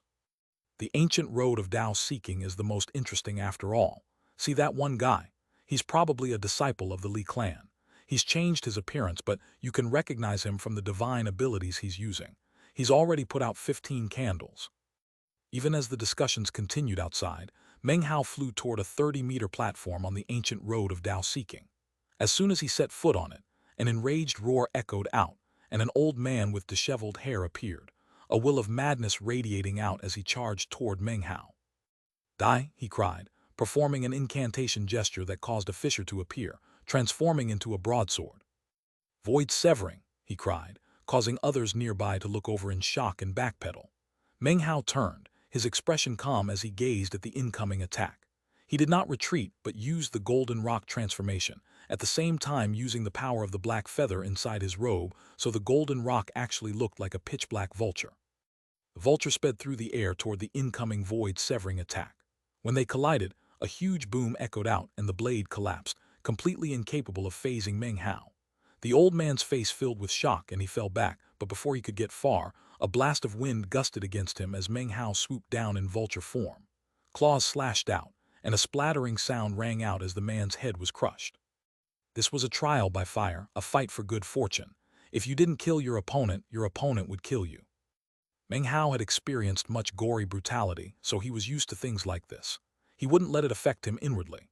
When the old man died, his candle went out and Meng Hao proceeded to the next platform. If nobody blocked his path, he would merely extinguish the candle. If people tried to kill him, he would return the favor and end their lives. In a brief moment, Meng Hao swept across the entire area. No one could offer resistance for longer than a single breath, and each ended either in death or an extinguished candle. Meng Hao proceeded as if walking across dried-up weeds, his intense energy carrying him rapidly above the others. 3 candles, 4 candles, 5 candles. Meng Hao attacked viciously and decisively. Of the dozen or so people in his vicinity, 4 or 5 were concealing their cultivation bases. When Meng Hao attacked them, their power exploded out. Although none seemed to be on the level of Taiyang Zai and the other chosen, they still possessed unique and exceptional divine abilities. There was even one person who controlled powers resembling those of Lu Bai, the chosen from the northern reaches who used a timed divine ability. When this person attacked, he could seemingly lock down space and time in shocking fashion. 1. Lu Bai was introduced in chapter 720 and appeared in several following chapters.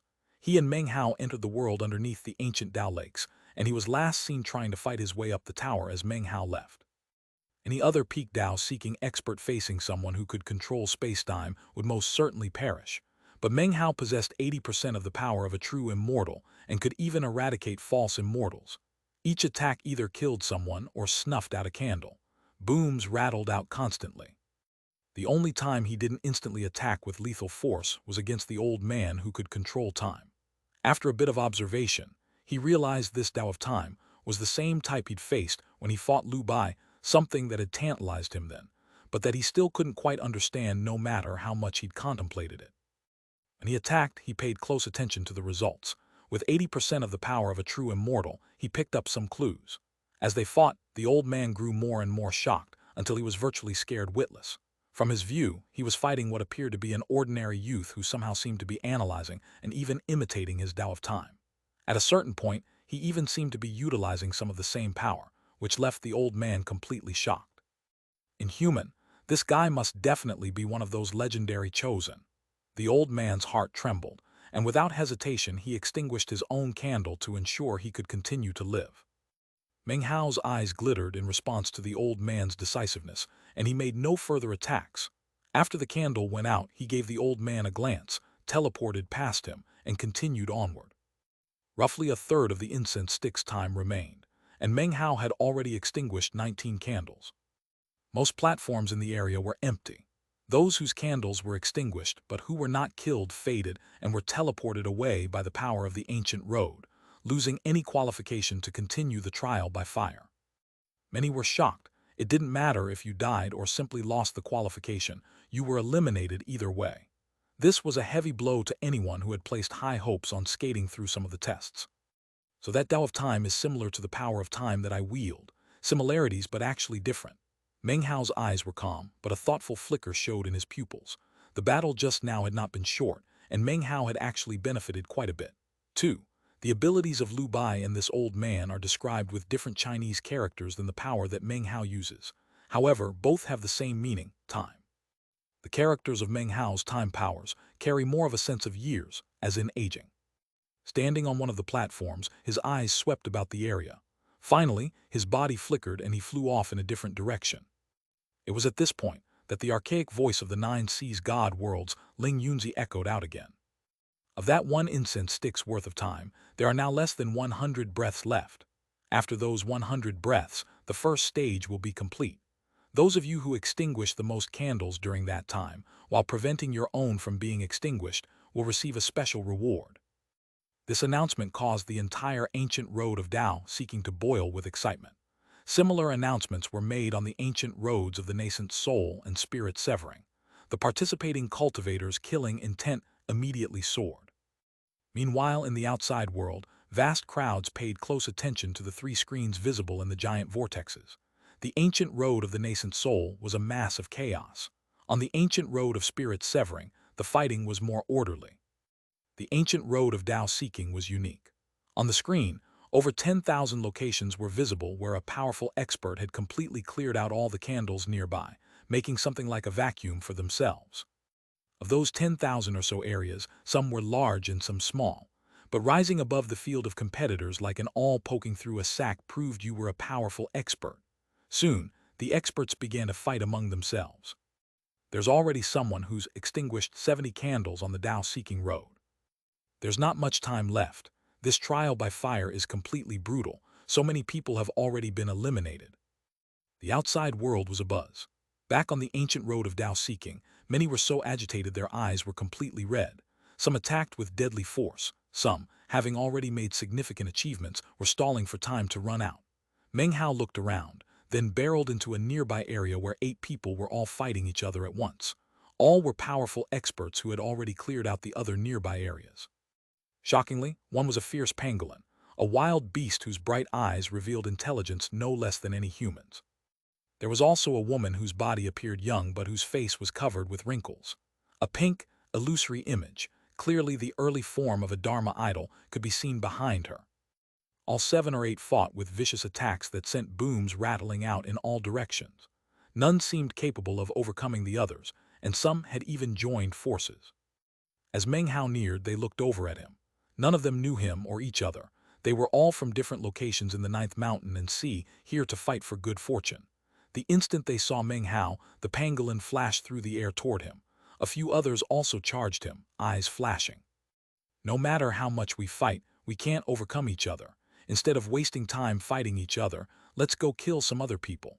The good fortune will go to whoever is lucky enough to land the killing blow. Yeah, this guy showed up after us. His battle prowess is obviously ordinary, otherwise he'd have already wiped everyone in his own region out. He's just unlucky, kill him. The 7 or 8 charged with killing intent in their eyes. Despite their words, they remained on guard against each other. They might seem to have joined forces to attack someone else, but that didn't mean they were any less likely to attack each other. As the 8 closed in, Meng Hao's expression was calm, and he stopped in place. There were now less than 61 breaths of time left before the stage concluded. Time was running out quickly. In the blink of an eye, the 8 were upon him. The pangolin's numerous scales lifted as a divine ability rumbled out, seemingly powerful enough to break apart a mountain. The woman waved her hand, causing a pink aura to spread out behind her, transforming into a pink skull. The others unleashed various divine abilities, each leveling astonishing attacks. Meng Hao looked on calmly, then clenched his right hand into a fist and punched out through the void. When the punch landed, an indescribable blast rose up, sweeping across the 8 attackers. Their faces fell as Meng Hao made his move. Slash expand. He transformed into a wind, a whirlwind. The intense whirlwind swept out in all directions through the void, filled with crackling lightning, a windstorm sweeping across everything as it shot toward the incoming 8 cultivators. When it hit them, their divine abilities were shaken, their expressions filling with shock and their hearts with astonishment.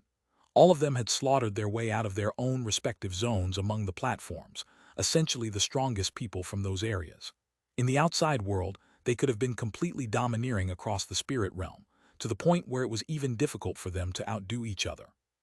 No one had ever stood up to them or outdone them in power. Yet Meng Hao's one punch left them feeling as if they had run into a windstorm. This was a windstorm they couldn't fight back against or resist. It contained the might of heaven and earth, limitless destructive power that could rip them to pieces as easily as dried-up twigs. This was a completely and thoroughly crushing power. Intense rumbling rose up, and the whirlwind screamed, filled with never-ending bolts of lightning as it hurtled at top speed toward the 8 cultivators, their minds filled with roaring sounds and intense light. The scene instantly drew the attention of others on the larger battlefield. In that moment, everyone outside in the 9th mountain, and see who was watching the trial by fire, stared fixedly at the 3 vortex screens. On the ancient road of the nascent soul, massive carnage was visible. The ancient road of spirit severing was similar. Fatty could be seen there, soaked in blood, roaring as he pounced forward to latch his teeth onto an enemy's neck. His eyes were bloodshot, his teeth glittering brightly. He howled as his opponent's candle was extinguished. Even Fatty didn't realize how ferocious, even savage, he appeared. He had already drawn the attention of quite a few sects. Then there were Chen Fan, Wang Yaokai, Li Shiki, and others Meng Hao knew from the lands of South Heaven, all on the ancient road of the nascent soul. Some died, some were disqualified, others fought until the very end. Chen Fan held a sword in his hand. His expression was gloomy, seemingly without the slightest bit of life in it. He seemed empty and dark, which affected his attacks, filling them with a similar gloominess. But a black aura swirled around his sword, and anyone who encountered it would feel their emotions suddenly affected. Chen Fan too was distinguishing himself on the ancient road of the nascent soul, drawing quite a bit of attention. Fatty and Chen Fan had both been noticed, as had many others. This was merely the beginning, and if they could continue performing so stunningly, or even take first place on the ancient road of the nascent soul, they would definitely have a chance at good fortune. Of course, what drew the most attention was the ancient road of Tao seeking. The fighting there had given rise to a foul wind and a bloody rain, and having come to its most critical juncture, was definitely the focal point for most of the audience. It was easy to see the contrast with the chaos of the nascent soul and spirit-severing roads. The ancient road of Tao seeking was filled with a shocking murderous aura. Of the previous 10,000-plus areas, each was now controlled by a single powerful expert, all now fighting each other viciously to extinguish each other's candles. Victory or defeat was determined within a few breaths in battles like that, and soon massive changes to the situation on the battlefield became visible. 93 candles extinguished. Who is that? I've never seen anything like it. Look at that guy in the mask. He's put out more than almost anyone else. He's the first to extinguish more than 100. Look, the chosen from the Li clan has extinguished more than 100 too. Everyone was in an uproar, crying out loudly. 200. The person in first place has put out 200 candles. Things are happening too fast. The suspense is killing me. The guy with the mask, he's actually exceeded 300. He's the only one who's exceeded 300. The next 4 people behind him have around 200 or more. Those 5 are definitely the most powerful people in this stage. Time's almost up. The sound of the uproar filled the air.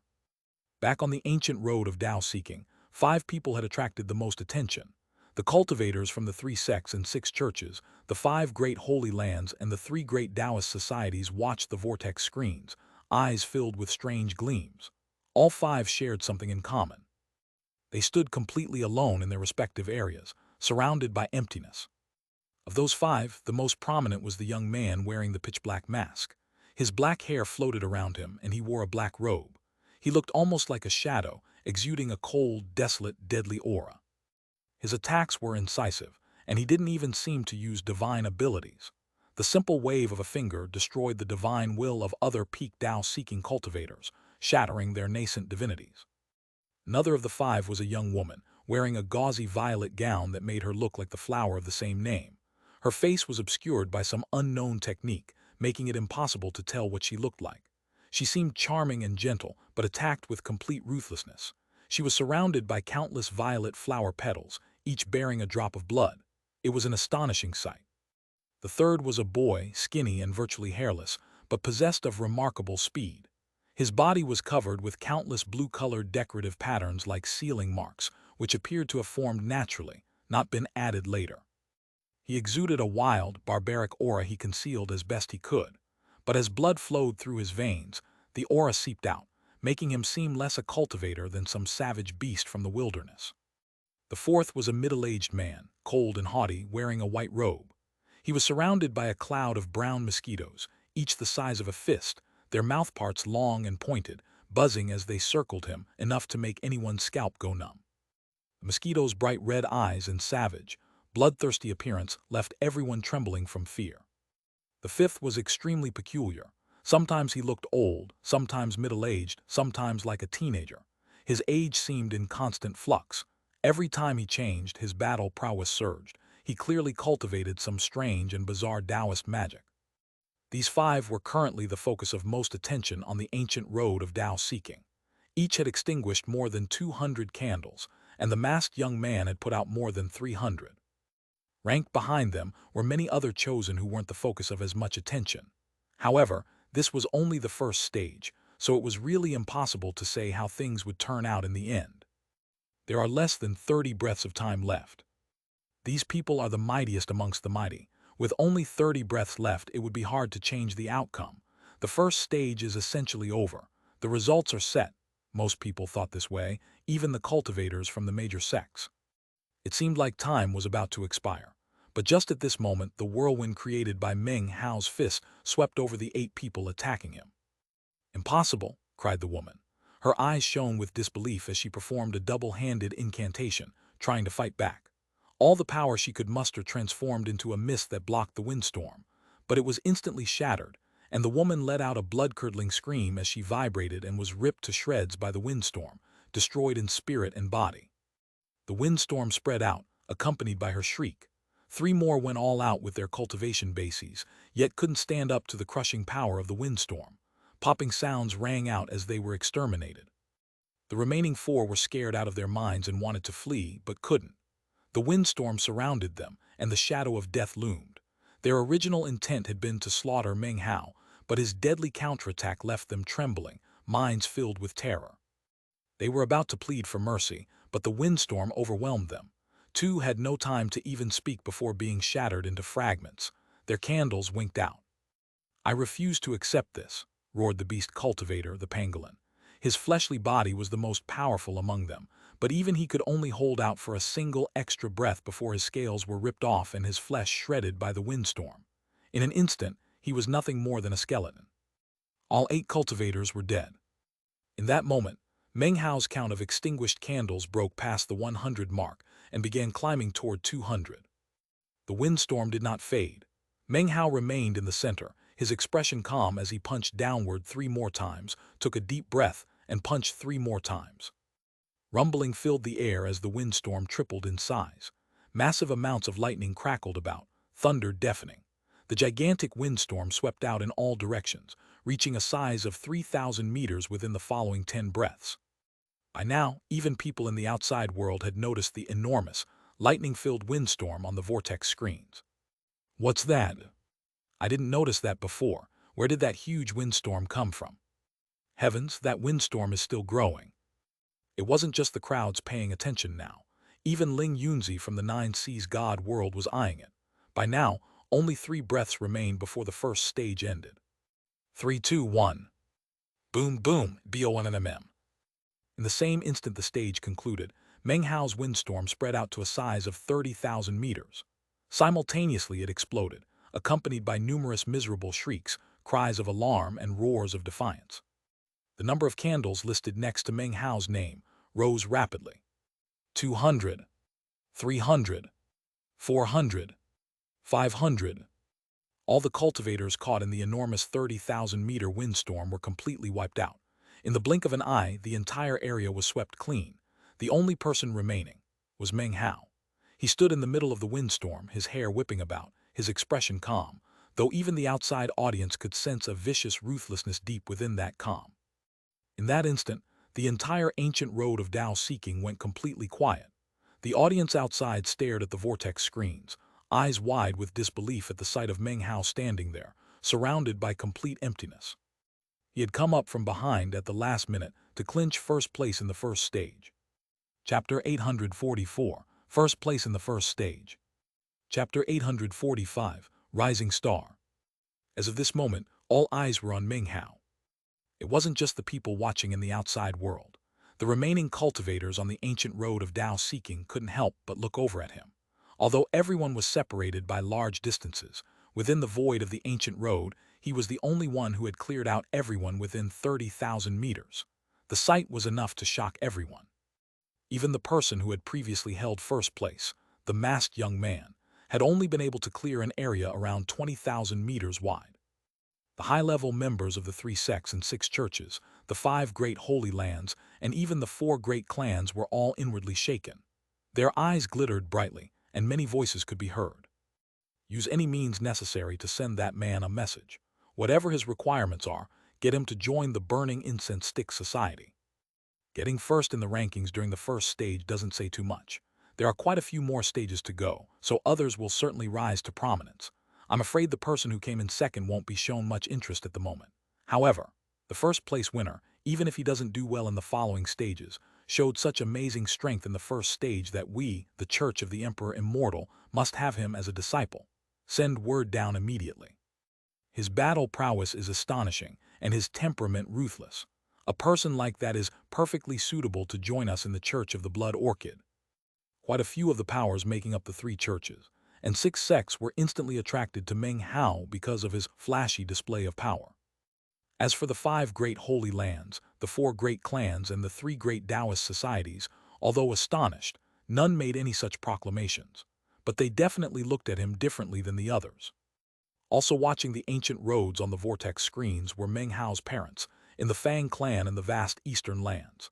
Meng Hao might have changed appearances, but Fang Ziyufeng and Meng Li could still recognize him instantly. When they saw he had taken first place in the first stage, both smiled smiles filled with pride and anticipation. Meng Hao's mother's smile also held a bit of concern, but she knew that Meng Hao's path was his own to tread. In the Kunlun Society, Grandmaster Pill Demon was watching the Tao-seeking vortex screen. Although nobody else might recognize Meng Hao, how could Pill Demon fail to identify the person who had once been called Fang Mu? Chu Yuyan stood next to Pill Demon, looking on silently. There were emotions in her heart she would never be able or willing to forget. After all this time, she had grown used to watching Meng Hao from a distance. She was Pill Demon's apprentice, but in the Kunlun Society, Pill Demon had been directly accepted as Taoist Kunlun's apprentice, instantly becoming a blazing sun.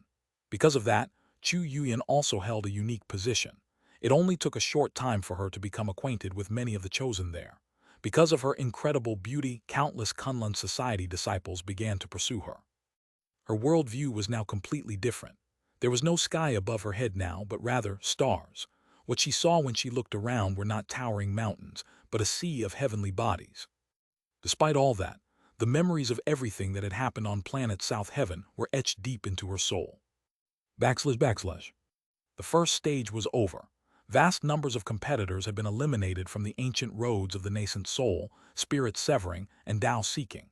Those who had made it through now waited for the second stage, exhausted and anxious.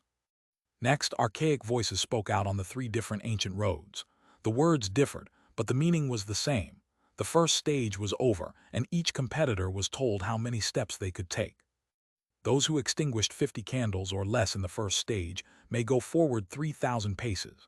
100 candles or less, 5,000 paces. 200 candles or less, 7,000 paces. 300 candles or less, 9,000 paces.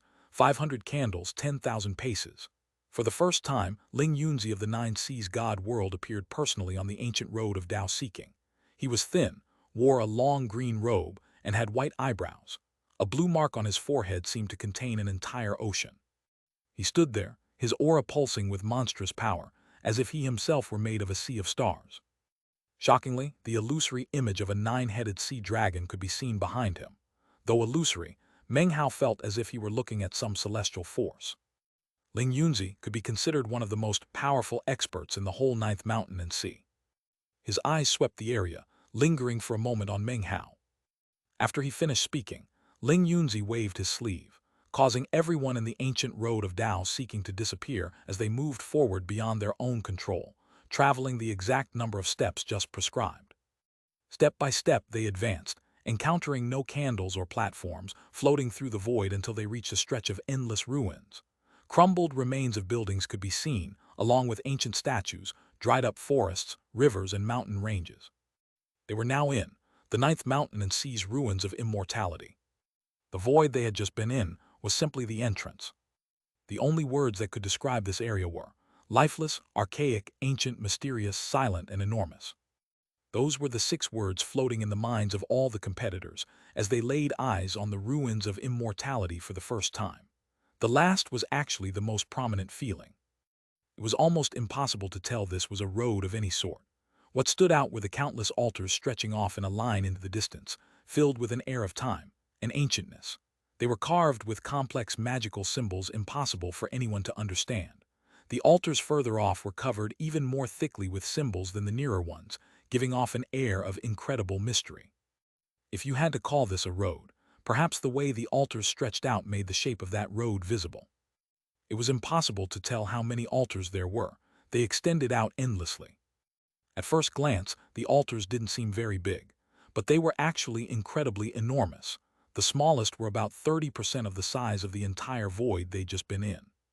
Each altar was simply gargantuan. From this, one could imagine how shocking the ruins of immortality were. From the feeling Meng Hao got, this place had not been built for cultivators, but for some enormous race of giants. But then he changed his mind, thinking back to what he'd seen in the immortal ancient Taoist Rite Temple in the mountains of the eastern lands. In his vision, he'd seen many things suggesting such things existed in ancient times. Perhaps giants and cultivators were actually one and the same. The group that stopped at 3,000 paces was relatively small, ending up on one altar with no crowding whatsoever. The largest group was those who could go 5,000 paces. Despite the large numbers, each person still had a large area to call their own on that particular altar. Next were those who could move 7,000 paces, fewer in number, quickly spreading out across the altar, eyeing each other. At 9,000 paces, there was only the masked young man and the age-changing cultivator, currently a young man rather than an old one. They shared one enormous altar. As for Meng Hao, he was the last to come to a stop in the lead position, the only person to occupy an entire altar by himself. Similar scenes played out on the ancient roads of the nascent soul and spirit severing. "The second stage is the stage of killing," said Ling Yunzi, his voice cold. "The first stage was a test of your ability to engage in magical combat. Cultivators practice cultivation to be able to fight. We fight people, we fight the heavens, we fight Earth. Only by fighting can we hew out a heaven-defying destiny. This second stage of killing tests exactly how powerful you are in the Tao-seeking stage. This stage seems similar to the first, but is actually very different. In the first stage, you all fought different opponents, some weak, some strong. There was no way to objectively determine exactly how powerful you are. In the second stage, you will all be fighting exactly the same enemy. To us cultivators, the Tao is of utmost importance. Our magics are prepared to protect our Taos. Without sufficient magic, how can we achieve our Tao? Therefore, all of you must unleash all the power you can in this second stage. In this stage, the time limit will again be 1 incense stick. This test is not about the number of fatalities you can inflict, but how fast you can kill. Kill everything that you see. Anyone who cannot complete the task within that time will be eliminated. In the second stage, your lives will be at risk. If you wish, you may turn and leave of your own volition right now." Ling Yunzi's eyes swept across the crowd, but no one chose to withdraw. His expression cold, he swished his sleeve, and the magical symbols on the altars began to shine brightly. Rumbling filled the air and brilliant light swirled everywhere. The light spread out to cover the entirety of each altar, completely enveloping each person. 1,000 paces behind Meng Hao, the masked young man stood there, staring at Meng Hao as the light enveloped him, a fierce gleam in his eyes. "You won the first stage, but the second stage will not belong to you." The old man with the age-changing ability was now a teenager, his eyes shining with a similar light. Behind them were all the other contenders who had earned top marks in the first stage, each watching Meng Hao's disappearing figure, eyes filled with stubborn gleams. Earlier, he obviously used some trick at the last minute. This time, he'll be forced to show his true colors. At the same time, On the ancient roads of the nascent soul and spirit severing, everyone was also being covered by the brilliant light. Soon no one was visible at all, and the only thing visible within the glowing light was a list of names. After each name was a number indicating how many fatalities they had inflicted. Back on Meng Hao's altar, a cold voice suddenly asked his name. Meng Hao's face flickered slightly, and after muttering to himself a moment, he responded with Fang Mu. In the blink of an eye, the characters Fang Mu Chinese letter appeared in the altar's light, visible to everyone in the Ninth Mountain and Sea. His name is Fang Mu.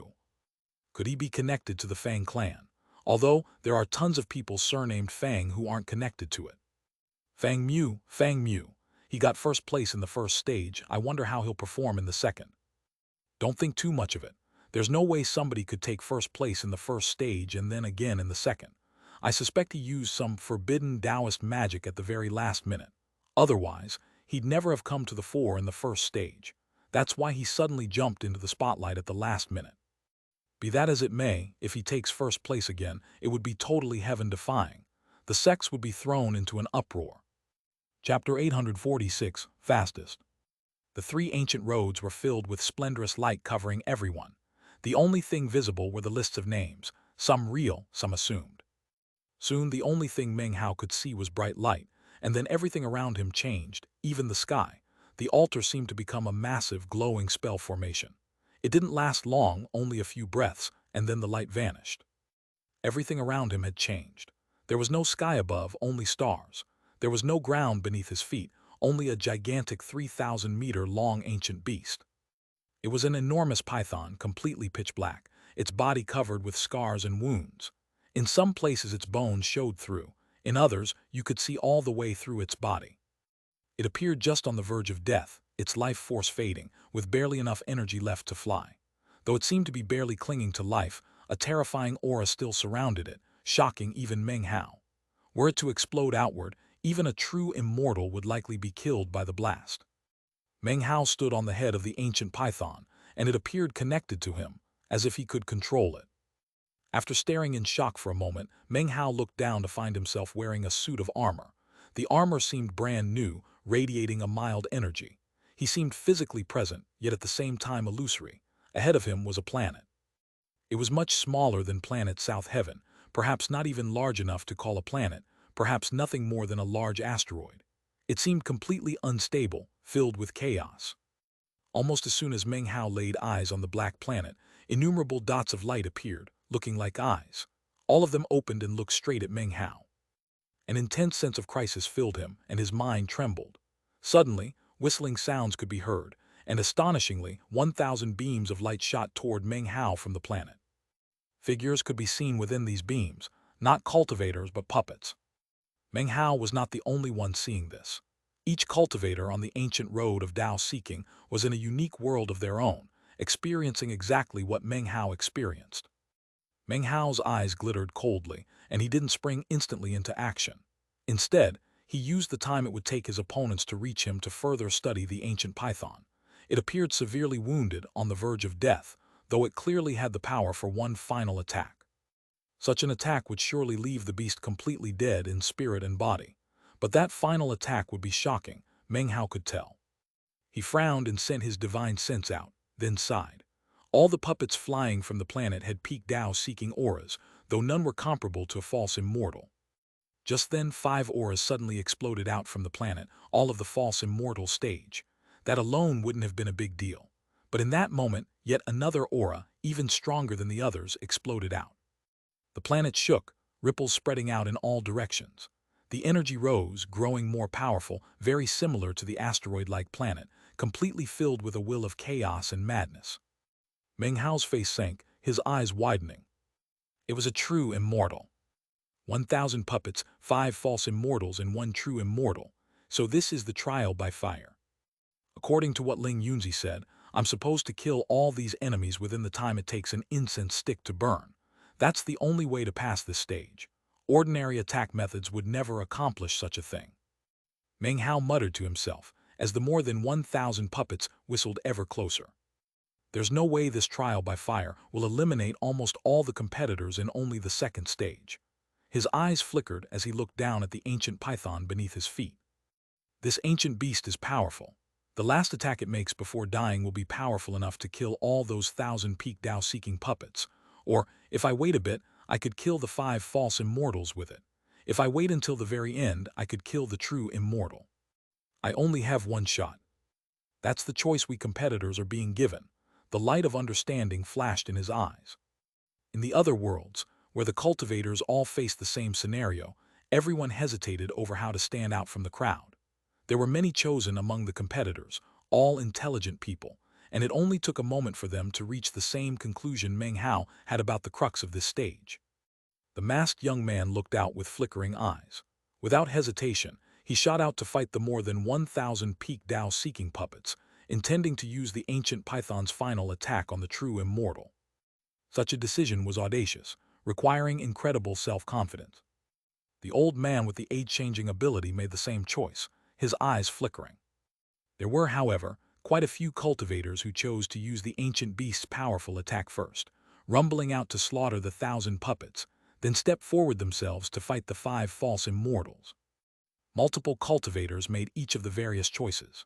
Shortly, the echoing sound of booms and the glow of magical abilities rocked heaven and earth within each of the various worlds. But the actual scenes playing out within these worlds were hidden from the observers out in the 9th mountain and sea. The only thing visible was the list of names and the kill count next to each, soaring quickly. As for the high-level patriarchs from the 3 great Taoist societies, 4 great clans, 5 great holy lands, and 3 churches and 6 sects, they all sat cross-legged in an enormous palace in the starry sky, staring at an enormous ancient mirror. The mirror was split into 3 sections, showing clear images of everything happening on the 3 ancient roads. That masked young man chose the hardest path, but from that, you can see his heart is as resolute as a boulder. He definitely has potential. That cultivator with the age transformations is most likely an apprentice of Patriarch Mirage, or a rogue cultivator, but in any case, it's quite rare to see cultivators of the Dao-seeking stage who practice time transformation magic. There are many potential stars in this trial by fire. From the 3 choices given them, we can learn about their personalities.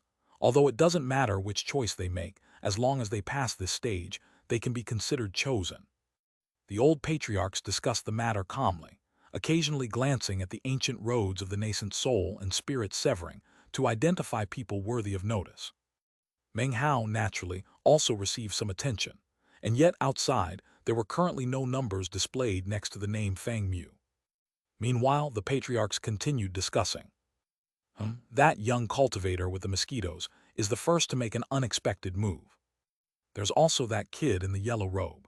He didn't make any of the obvious choices either. All eyes in the palace fixed on one scene playing out on the mirror's surface. The young man with the mosquitoes waved his hands, sending them to fly toward the python, stabbing their mouthparts into it to absorb its blood. Another image depicted a young man who had performed unremarkably in the first stage. His body suddenly went blurry, and he fused down into the python, quickly taking control of it, setting it to fight, hoping to use it to kill both the puppets and the false immortals. Not much time passed before other cultivators began using various unorthodox methods that didn't conform to the 3 obvious choices. None of the crowd in the palace seemed to find this unexpected. They had apparently predicted it would happen. This is excellent. There are far more people doing the unexpected than in the last trial by fire. From ancient times until now, there are always competitors in the ancient roads trial by fire who make breathtaking achievements in their later days. This group is not bad at all. How come that Fang Mu hasn't done anything yet? Amidst their chatting and laughing, some had been paying attention to Meng Hao all along. Instantly, all eyes turned to his image. He stood atop the python's head, seemingly in a daze as the more than 1,000 puppets bore down on him, now only about 300 meters away. That Fang Mu most likely doesn't have any plan at all. It's not uncommon for cultivators to struggle when making decisions.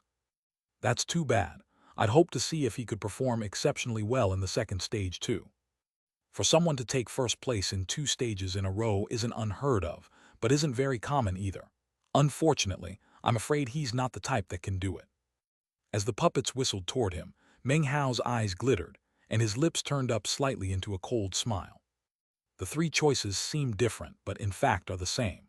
Perhaps using some unexpected tactic could introduce a bit of variation in the results, But even wiping all these things out would overlook something even more important. And that is, that planet. His eyes shone with a strange light as he looked at it. In truth, this python has another function besides its one attack, and that is the power of flight. But before I proceed, I need to test whether this body is real. Eyes glittering, he suddenly reached his right hand out and slapped it down hard onto his chest. A boom rang out, his body trembled, and his eyes glowed with brilliant light. He'd felt something was off as soon as he'd entered this place. Though everything seemed real, after experiencing the illusory world of the ancient demon immortal sect, he had a much deeper understanding of such things. In all the other worlds, everyone was already in the midst of furious fighting. In Meng Hao's world, the puppets closed in. He suddenly sat down cross-legged and stretched his hands out to rest on the ancient python's head. The python's eyes turned bright red, and it let out a roar. Then its body burst into flames as it used the last scraps of its life force to shoot forward at blinding speed. The puppets scattered as the python swept through them. Even the 5 false immortals couldn't block it. It moved with shocking speed, carrying Meng Hao directly toward the planet. As soon as it reached the planet, the python collapsed into bits of ash that vanished. At the same time, the aura of a true immortal exploded out from within. A figure flew out, wreathed in golden light, moving with astonishing speed toward Meng Hao, who had just stepped onto the planet itself. Its energy soared, and it looked like a windstorm as it bore down on Meng Hao.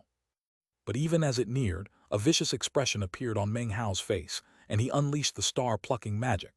A huge hand appeared and grabbed onto the golden figure, after which Meng Hao closed his eyes. With ruthless decisiveness, he caused his cultivation base to detonate. The power of the self-detonation channeled directly into the golden figure through the star-plucking hand.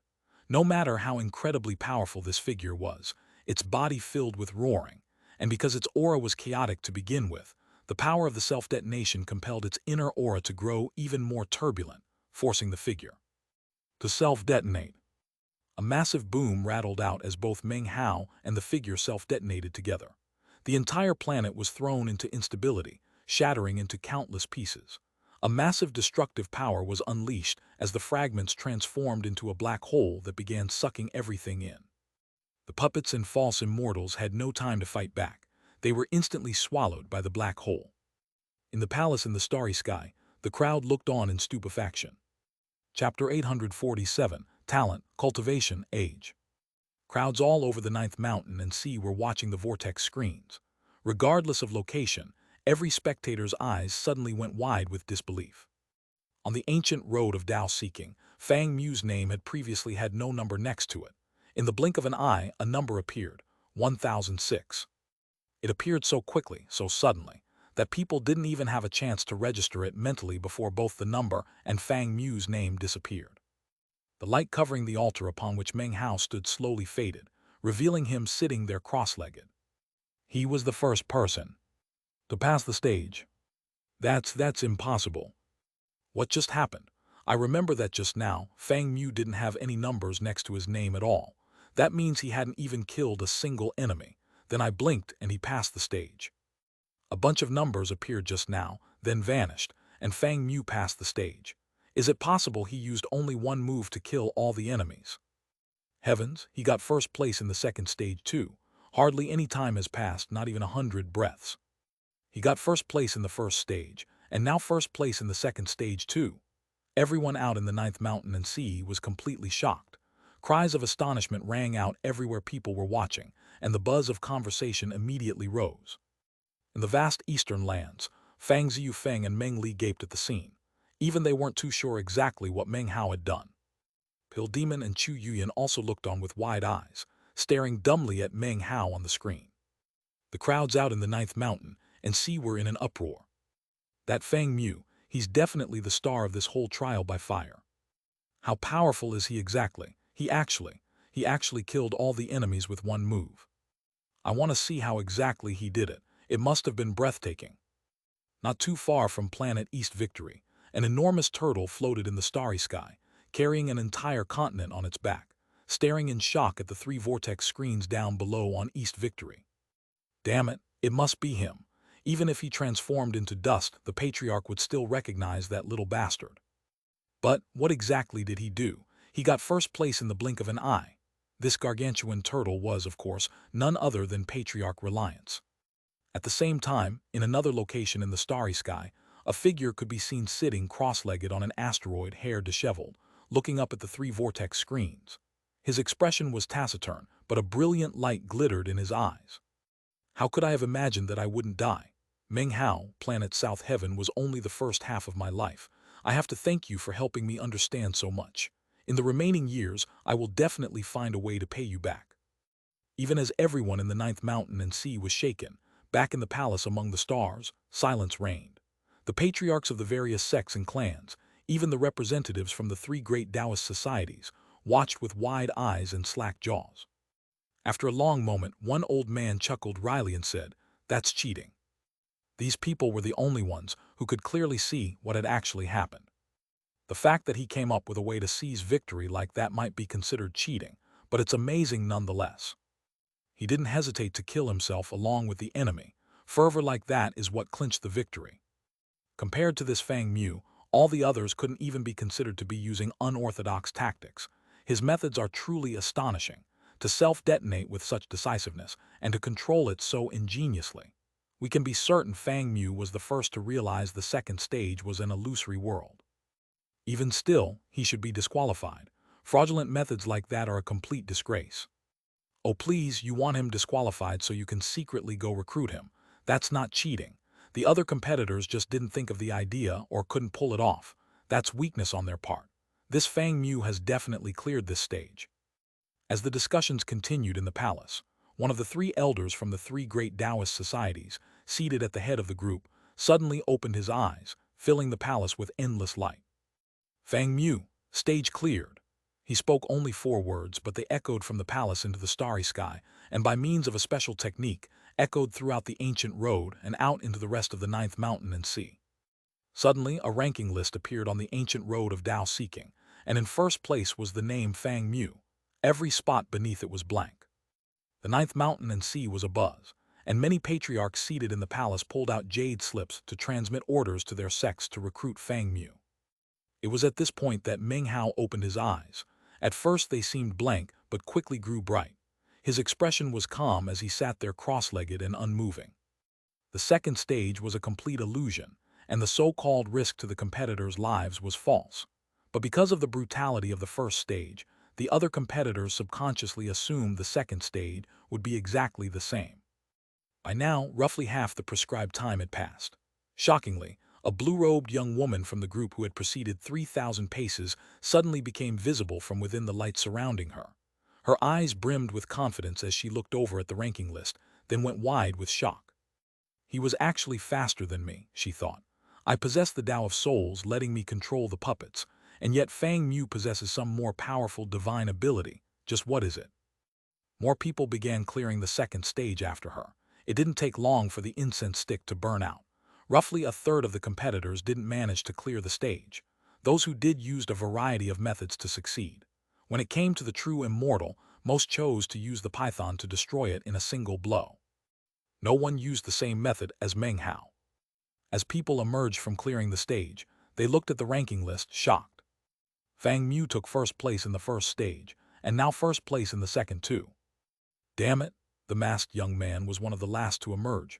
Behind his mask, his face was extremely unsightly. His previously high aspirations had been dealt a heavy blow. The old man with the age transformation powers also looked ashen-faced and frowning.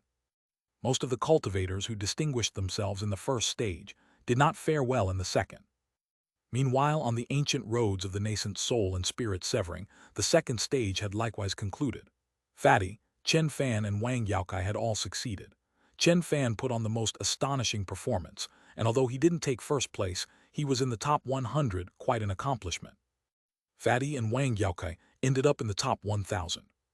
Li Shiki ranked toward the bottom, barely passing. It was only the second stage, but the previously large number of competitors had already been whittled down by roughly half. Meng Hao's performance caused a huge stir in the ninth mountain and sea, and the name Fang Mu was now firmly planted in everyone's minds. Many were now looking forward to the third stage, to see if he could take first place yet again. On the ancient road of Tao seeking, Ling Yunzi of the Nine Seas God world stood there in illusory form, looking out at the crowds. This time, His gaze lingered on Meng Hao a bit longer than before. Without another word, he waved his hand, causing everyone to disappear. When they reappeared, they were further along the ancient road, still standing on altars, though everyone's positions had changed. Some who had led were now sent further back. Some who had lagged had now caught up. Only Meng Hao was alone, far ahead of everyone on his own altar. Behind him, all the other Tao-seeking cultivators stared at his back, faces filled with the desire to do battle. The previous 2 stages tested your battle prowess, Ling Yunzi said coolly. You will now pass through the 3rd, 4th, and 5th stages simultaneously. They will test your latent talent, the depth of your cultivation base, and also your true age. The higher your latent talent, the deeper your cultivation base, and the younger you are, the more outstanding your results will be. This is a composite test. Even if you did not perform well in the first 2 stages, if you do well in this 3rd stage, you can still rise above the other competitors. With that, he waved his hand, causing everything to flash with bright colors and a wind to pick up. Suddenly, 3 enormous stone steels rose up out of the altars in front of each competitor.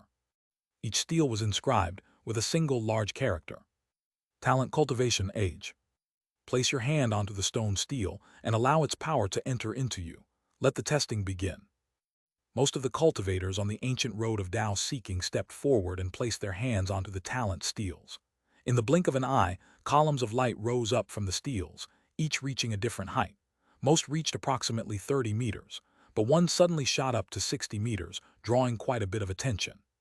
To any sect, a cultivator's latent talent was actually more important than battle prowess. Next came a 90-meter column of light, then 150 meters, 180 meters, and even 300 meters.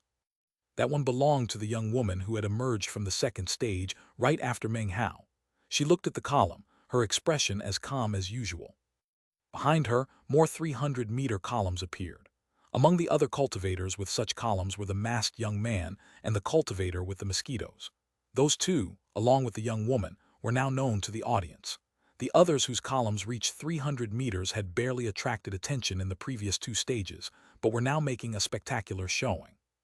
A 300-meter column of light shows an incredible level of latent talent. I never imagined there would be 7 people with such talent in the Tao-seeking division. There are 9 in the spirit-severing division. There are even more in the nascent soul division, a total of 17 300-meter columns. I wonder how Feng Mu will perform. While the crowds outside discussed the proceedings, the patriarchs in the palace looked on with glittering eyes, eyeing the cultivators with exceptional latent talent, and, of course, Meng Hao. Meng Hao hesitated for a moment. He had never paid much attention to his own latent talent, but lifted his hand and placed it onto the stone steel. As soon as he touched it, a gentle power spread into his body, flowing into his qi and blood passageways, swirling through his whole body. But at that point, the illusory immortal meridian created by the bronze lamp quivered, then began emitting a gravitational force that instantly sucked up the gentle power from the steel. Meng Hao's eyes went wide. Chapter 848, Senior, bring another. On the ancient road of the nascent soul, glittering light rose up. Fatty stared blankly at the stone steel in front of him. The beam of light that rose up was only 90 meters tall, though there were still quite a few others not as tall as his. Fudge, he thought, eyes blazing with fury. Why the hell isn't my latent talent the best? That doesn't make sense. All those years ago, the Golden Frost sect told me my latent talent was unequaled in the whole world. He was especially depressed to see Wang Yaokai's column of light at 150 meters. Then he looked at Chen Fan, and his eyes went wide with disbelief. Chen Fan's beam of light was actually among the 300-meter columns. Li Shiki's wasn't quite 300 meters, but was still tall enough at 250 meters. On the ancient road of Tao seeking, as competitors placed their hands on the stone steels, radiant light shot up, filling the area with scintillating brightness. Only Meng Hao's steel was completely without any light. He smiled wryly. It was impossible for the steel to emit light, because the gentle power that was its source never returned from Meng Hao's body. It had been swallowed up by the ethereal, immortal meridian inside him. The audiences outside were all abuzz. Latent talent was an important foundation for cultivators, and all sects paid close attention to it. Cultivators who displayed unusual amounts of it were immediately noted. Quite a few people looked over at Meng Hao. Having taken first place in the previous 2 stages, he was directly in the limelight. Many waited in anticipation to see if he'd take first place in the third stage too. Others looked on with cold smiles, waiting to ridicule him. By now all the steels were lit up on all three ancient roads. Now all attention was focused on Meng Hao. This was especially so because, after taking first in the first two stages, he was now ahead of everyone on the ancient road, with no other cultivators around him, making his position even more conspicuous. What is Fang Mu up to? There's no light coming from the stone steel at all. What's wrong? He can't possibly be completely devoid of latent talent. Even poor talent should show some light, right? Maybe he hasn't actually started the analysis yet. But hold on, his hand is clearly resting on the steel. Soon, everyone outside was looking at Meng Hao's image on the vortex screen, astonished. The powerful experts from the various sects were also watching, as was everyone in the Starry Sky Palace. Everyone from the 3 churches and 6 sects, the 5 great holy lands, the 4 great clans, and even the 3 great Taoist societies was now looking at Meng Hao and his lightless stone steel. What crafty scheme is that little bastard pulling off? Thought Patriarch Reliance, his face twisted with fury. Although his relationship with Meng Hao was complicated, Meng Hao was the sole inner sect disciple from the Reliance sect, and this scene left the Patriarch feeling quite disgraced. Back in the vast eastern lands, Fang Ziyufeng and Meng Li were also staring in shock. They knew exactly what kind of latent talent Meng Hao had. He'd experienced the 7th-year tribulation, and was also the first person in the entire Fang clan in years to actually experience a second, even a third lifetime. Because of that, they knew his bloodline ran especially strong. A cultivator's bloodline was one aspect of their latent talent, so they couldn't understand why the steel in front of Meng Hao didn't shine. Meng Hao cleared his throat and looked around at the others' columns of light. Feeling all the eyes boring into his back, he slowly lifted his hand and pressed it down again onto the stone steel. The gentle power appeared again, but just like before, the immortal meridian swallowed it up. At this point, Meng Hao noticed that after absorbing the power, the meridian was a bit different. He casually lifted his hand and pushed it down again, spreading more of the gentle energy inside him. The spectators looked on in shock as he continuously attempted to activate the light. After 7 or 8 tries, he realized the immortal meridian had absorbed too much of the gentle power, and now nothing emanated from the steel at all. However, the meridian had changed from its previous illusory state. About 10% of it had solidified. This development caused his heart to pound with wild joy and excitement. He knew that the moment the immortal meridian was complete, he would step into true immortality. Suppressing his excitement, he plastered an expression of surprise onto his face and pushed his hand down onto the steel a few more times experimentally. He glanced around, then looked up, apparently frustrated, and called out into the void, "Senior Ling Yunzi, are you there? This stone steel is broken. Can I have another?" "Actually, sir, it would be best to bring out several, just in case there are any other broken ones. That will save you some frustration in the long run." He gazed up into the starry sky, an expression of eager anticipation on his face. Everything was silent. The other cultivators on the ancient road of Tao seeking all looked on silently. In the Starry Sky Palace, the patriarchs from the various sects were all frowning. However, they knew the ruins of immortality were veiled in mystery. Even though the 3 great Taoist societies held control of the 3 ancient roads, there were many things about them they didn't understand. After a long moment, the patriarch of the 9 Seas God world said, "Fellow Taoist Ling Yunzi, give him another." The voice echoed onto the ancient road of Tao seeking, and Ling Yunzi materialized out of the void. He looked down indifferently at Meng Hao, then waved his sleeve, causing the steel in front of him to vanish as if teleported away. Moments later, it was replaced by another. Meng Hao's eyes gleamed as he quickly reached out and pushed his hand down onto it. "Shine," he bellowed. The gentle power entered his body again and began to flow about. At the same time, an imperceptible flicker appeared in Meng Hao's eyes as he used both the meat jelly and the black feather to conceal what was happening inside him. The immortal meridian quickly sucked in every last bit of the power, though it didn't seem to have a drastic effect on the meridian itself. Meng Hao blinked. Then, as Ling Yunzi looked on wide-eyed, he dramatically inspected the steel and tried placing his hand on it several times. Soon, all the power from the steel was sucked away by the meridian. Ling Yunzi wasn't the only one paying close attention. The people in the Starry Sky Palace were observing closely too, their frowns deepening. "There's something wrong. The stone steel isn't defective.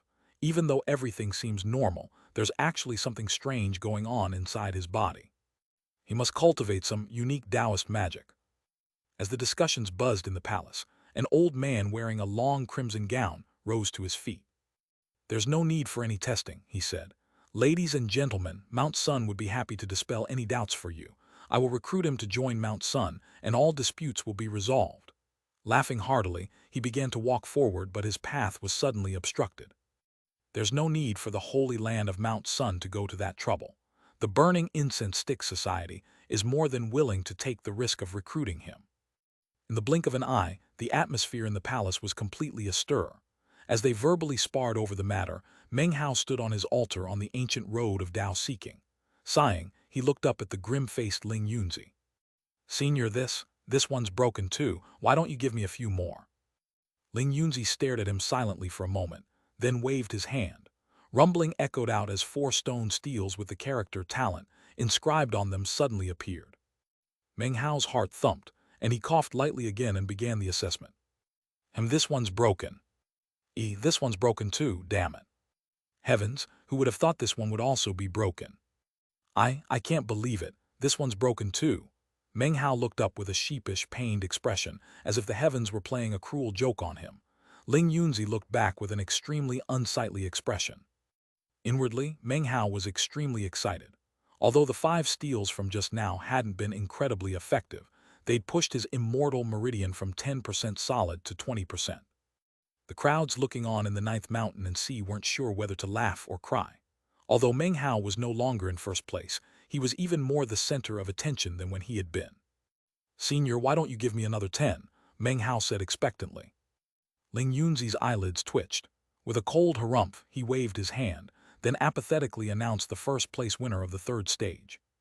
After that he said, "The next stage assesses cultivation base. Let the assessment begin." As his words rang out, the talent stone steels vanished.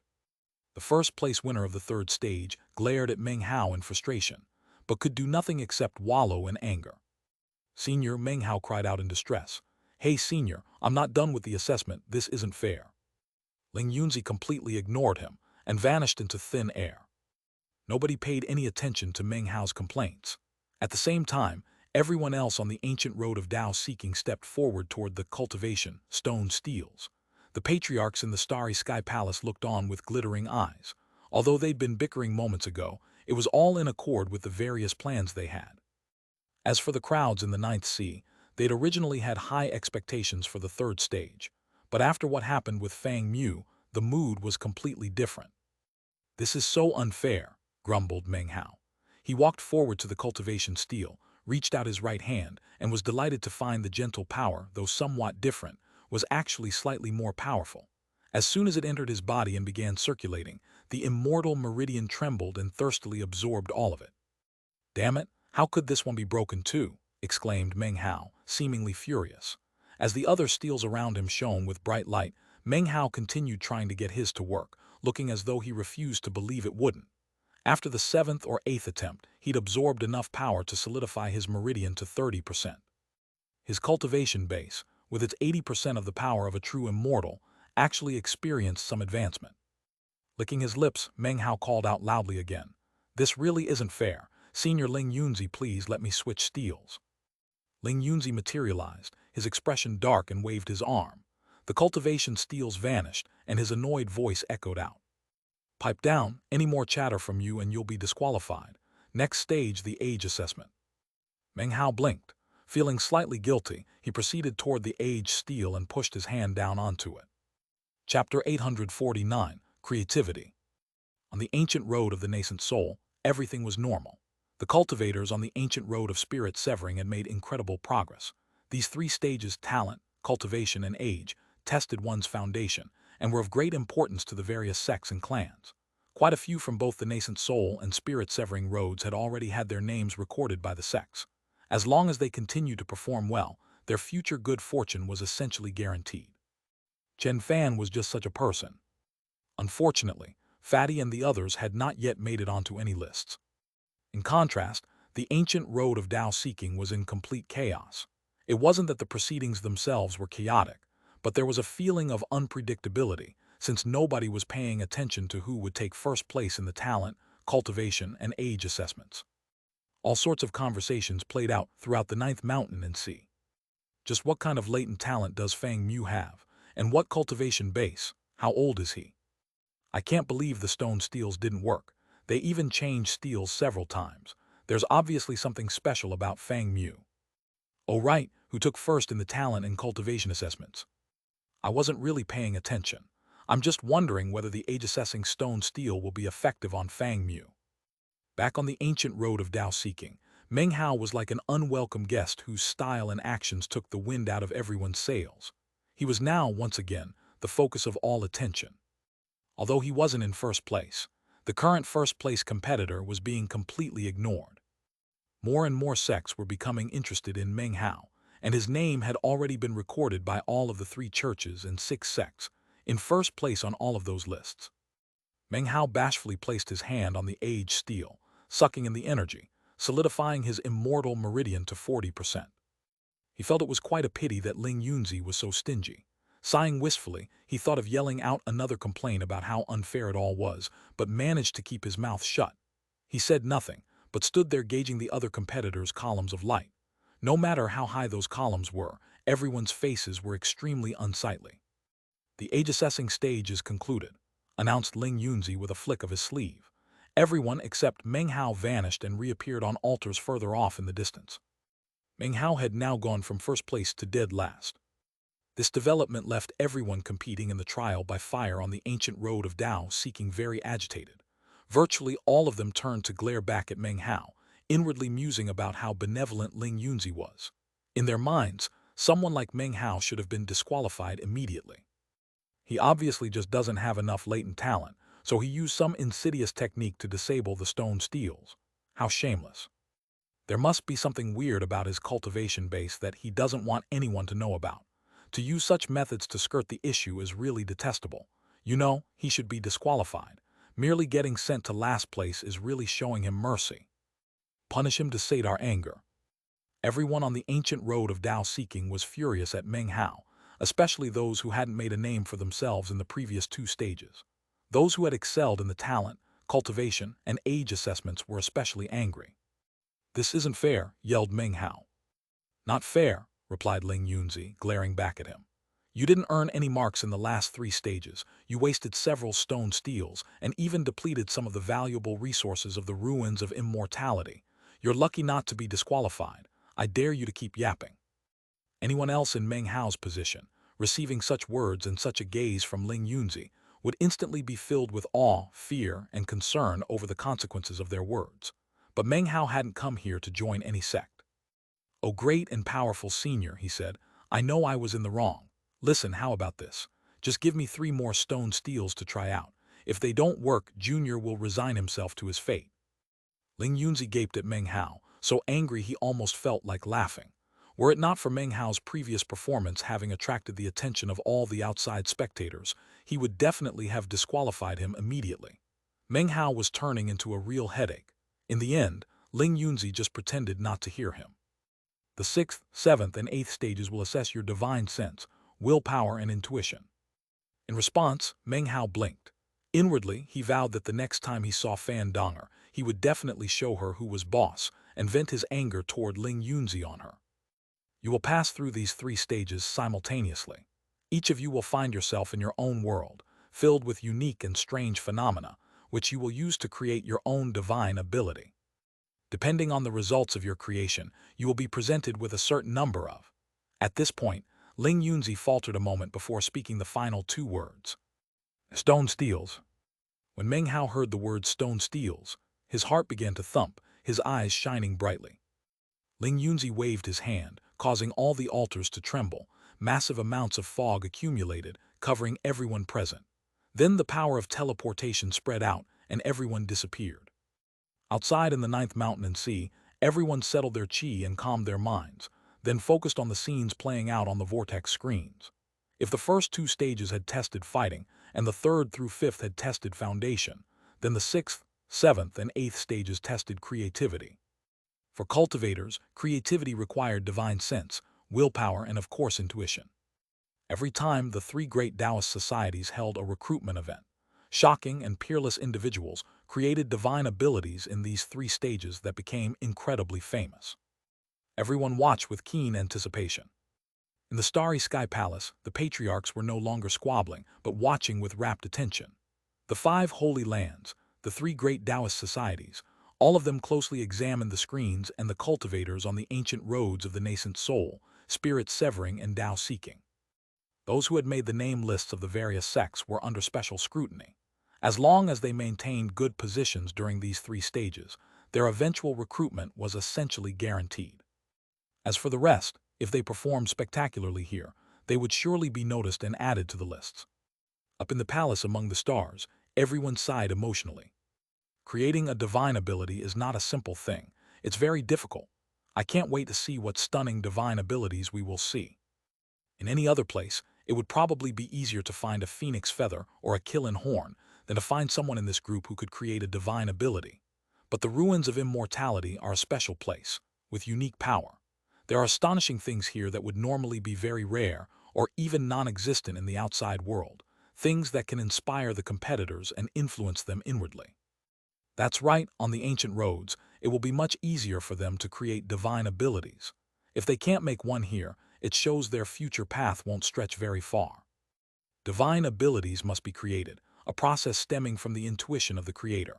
Willpower could be considered part of intuition, while divine will act as a Tao protector. In the final analysis, the same objects and the same source of inspiration will be viewed differently by different people, leading to different forms of enlightenment.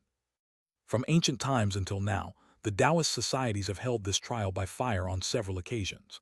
The most powerful person ever to participate was Sir Fan from the Nine Seas God world. When he created his divine ability that year, he caused 19 stone steels to appear, a record that stands to this day. He created the mortal sea becomes immortal, which was eventually developed into a Taoist magic, one of the most powerful ever. 1. Sir Fan's surname in Chinese is Chinese letter Fan, a surname shared by Fan Donger, which means ordinary or mortal. In the divine ability he created, the word mortal is the same character, a play on words. Meanwhile, as the people in the starry sky palace sighed in emotional reminiscence, all the teleported competitors opened their eyes as the scenery around them cleared. A tremor ran through Meng Hao as he looked around at completely unfamiliar lands. Everything around him was a mass of black soil stretching out as far as the eye could see. It was blazingly hot, and 9 suns could be seen high in the sky, almost like 9 mighty immortals looking out across the lands. This place was a wasteland. Scattered structures were visible in the distance, half sunken into the soil. Those still above the surface were in a state of collapse. Carvings of auspicious beasts could be seen on their surfaces, hearkening back to their former glory. A moaning wind blew through the land, brushing against the black soil, raising what sounded like a sad melody. It filled one with the desire to search for whoever might have listened to such a song in the past, but as it floated across the land, it seemed to be drifting through countless ages of time and ancient memories. Meng Hao stood there, completely alone in this vast stretch of land. The only thing accompanying him was the murmuring wind, the black soil stretching in all directions, and the ruins visible off in the distance. Being in such a location caused Meng Hao's mood to sink, his eyes flickering with a strange light. So this place can influence the emotions, he thought, sending his divine sense spreading out. It swept the area, and in addition to everything he'd already seen, he could now sense a faint pressure weighing down on him. Had he not sent his divine sense out, he'd never have detected it, and he was only aware of it within the range of his divine sense. Meng Hao's expression slowly changed as he carefully examined his surroundings using divine sense. Now he could sense different ranges of pressure, some strong, some weak, coming from all the various ruins lying about. It was at this point that Ling Yunzi's voice echoed out to everyone on the ancient road of Tao seeking. It almost sounded like it came from a different world overlapping with this one. 6th stage, divine sense. 7th stage, willpower. 8th stage, intuition. The world you are in contains 99 ruins, as well as a virtually intact immortal pavilion. The pressure differs in each area, and you will find different forms of enlightenment in each location. The more powerful your divine sense, the more immortal ruins you will be able to sense, and the greater your enlightenment. After you find each immortal ruin, Your willpower will determine whether or not you can stand up to the pressure there. Your intuition will decide your final type of enlightenment and how it becomes a divine ability. Ling Yunzi's archaic voice echoed about in the wasteland. It almost sounded as if he were a figure from ancient times, his voice affected by the agedness of the ruins and transmitted through time into the ears of the competitors. The wind whimpered, and the land looked as ancient as ever. Meng Hao's eyes glittered as he sent his divine sense out and found it impossible to cover the entire world. He could only see 7 sets of ruins. The nearest was about 3,000 meters away and appeared to be a dried-up well, surrounded by a broken-down wall. Meng Hao strolled over, and when he was about 300 meters from the well, he could sense pressure pushing down on him. It was powerful, like a windstorm. The windstorm bore down on him, accompanied by a voice that, compared to Ling Yunzi's, truly did seem to come from ancient times. Whenever I see it, I think of you. To anyone who hears my voice in the future, have you felt the same way as I do? Do you also have an object that makes you think of someone?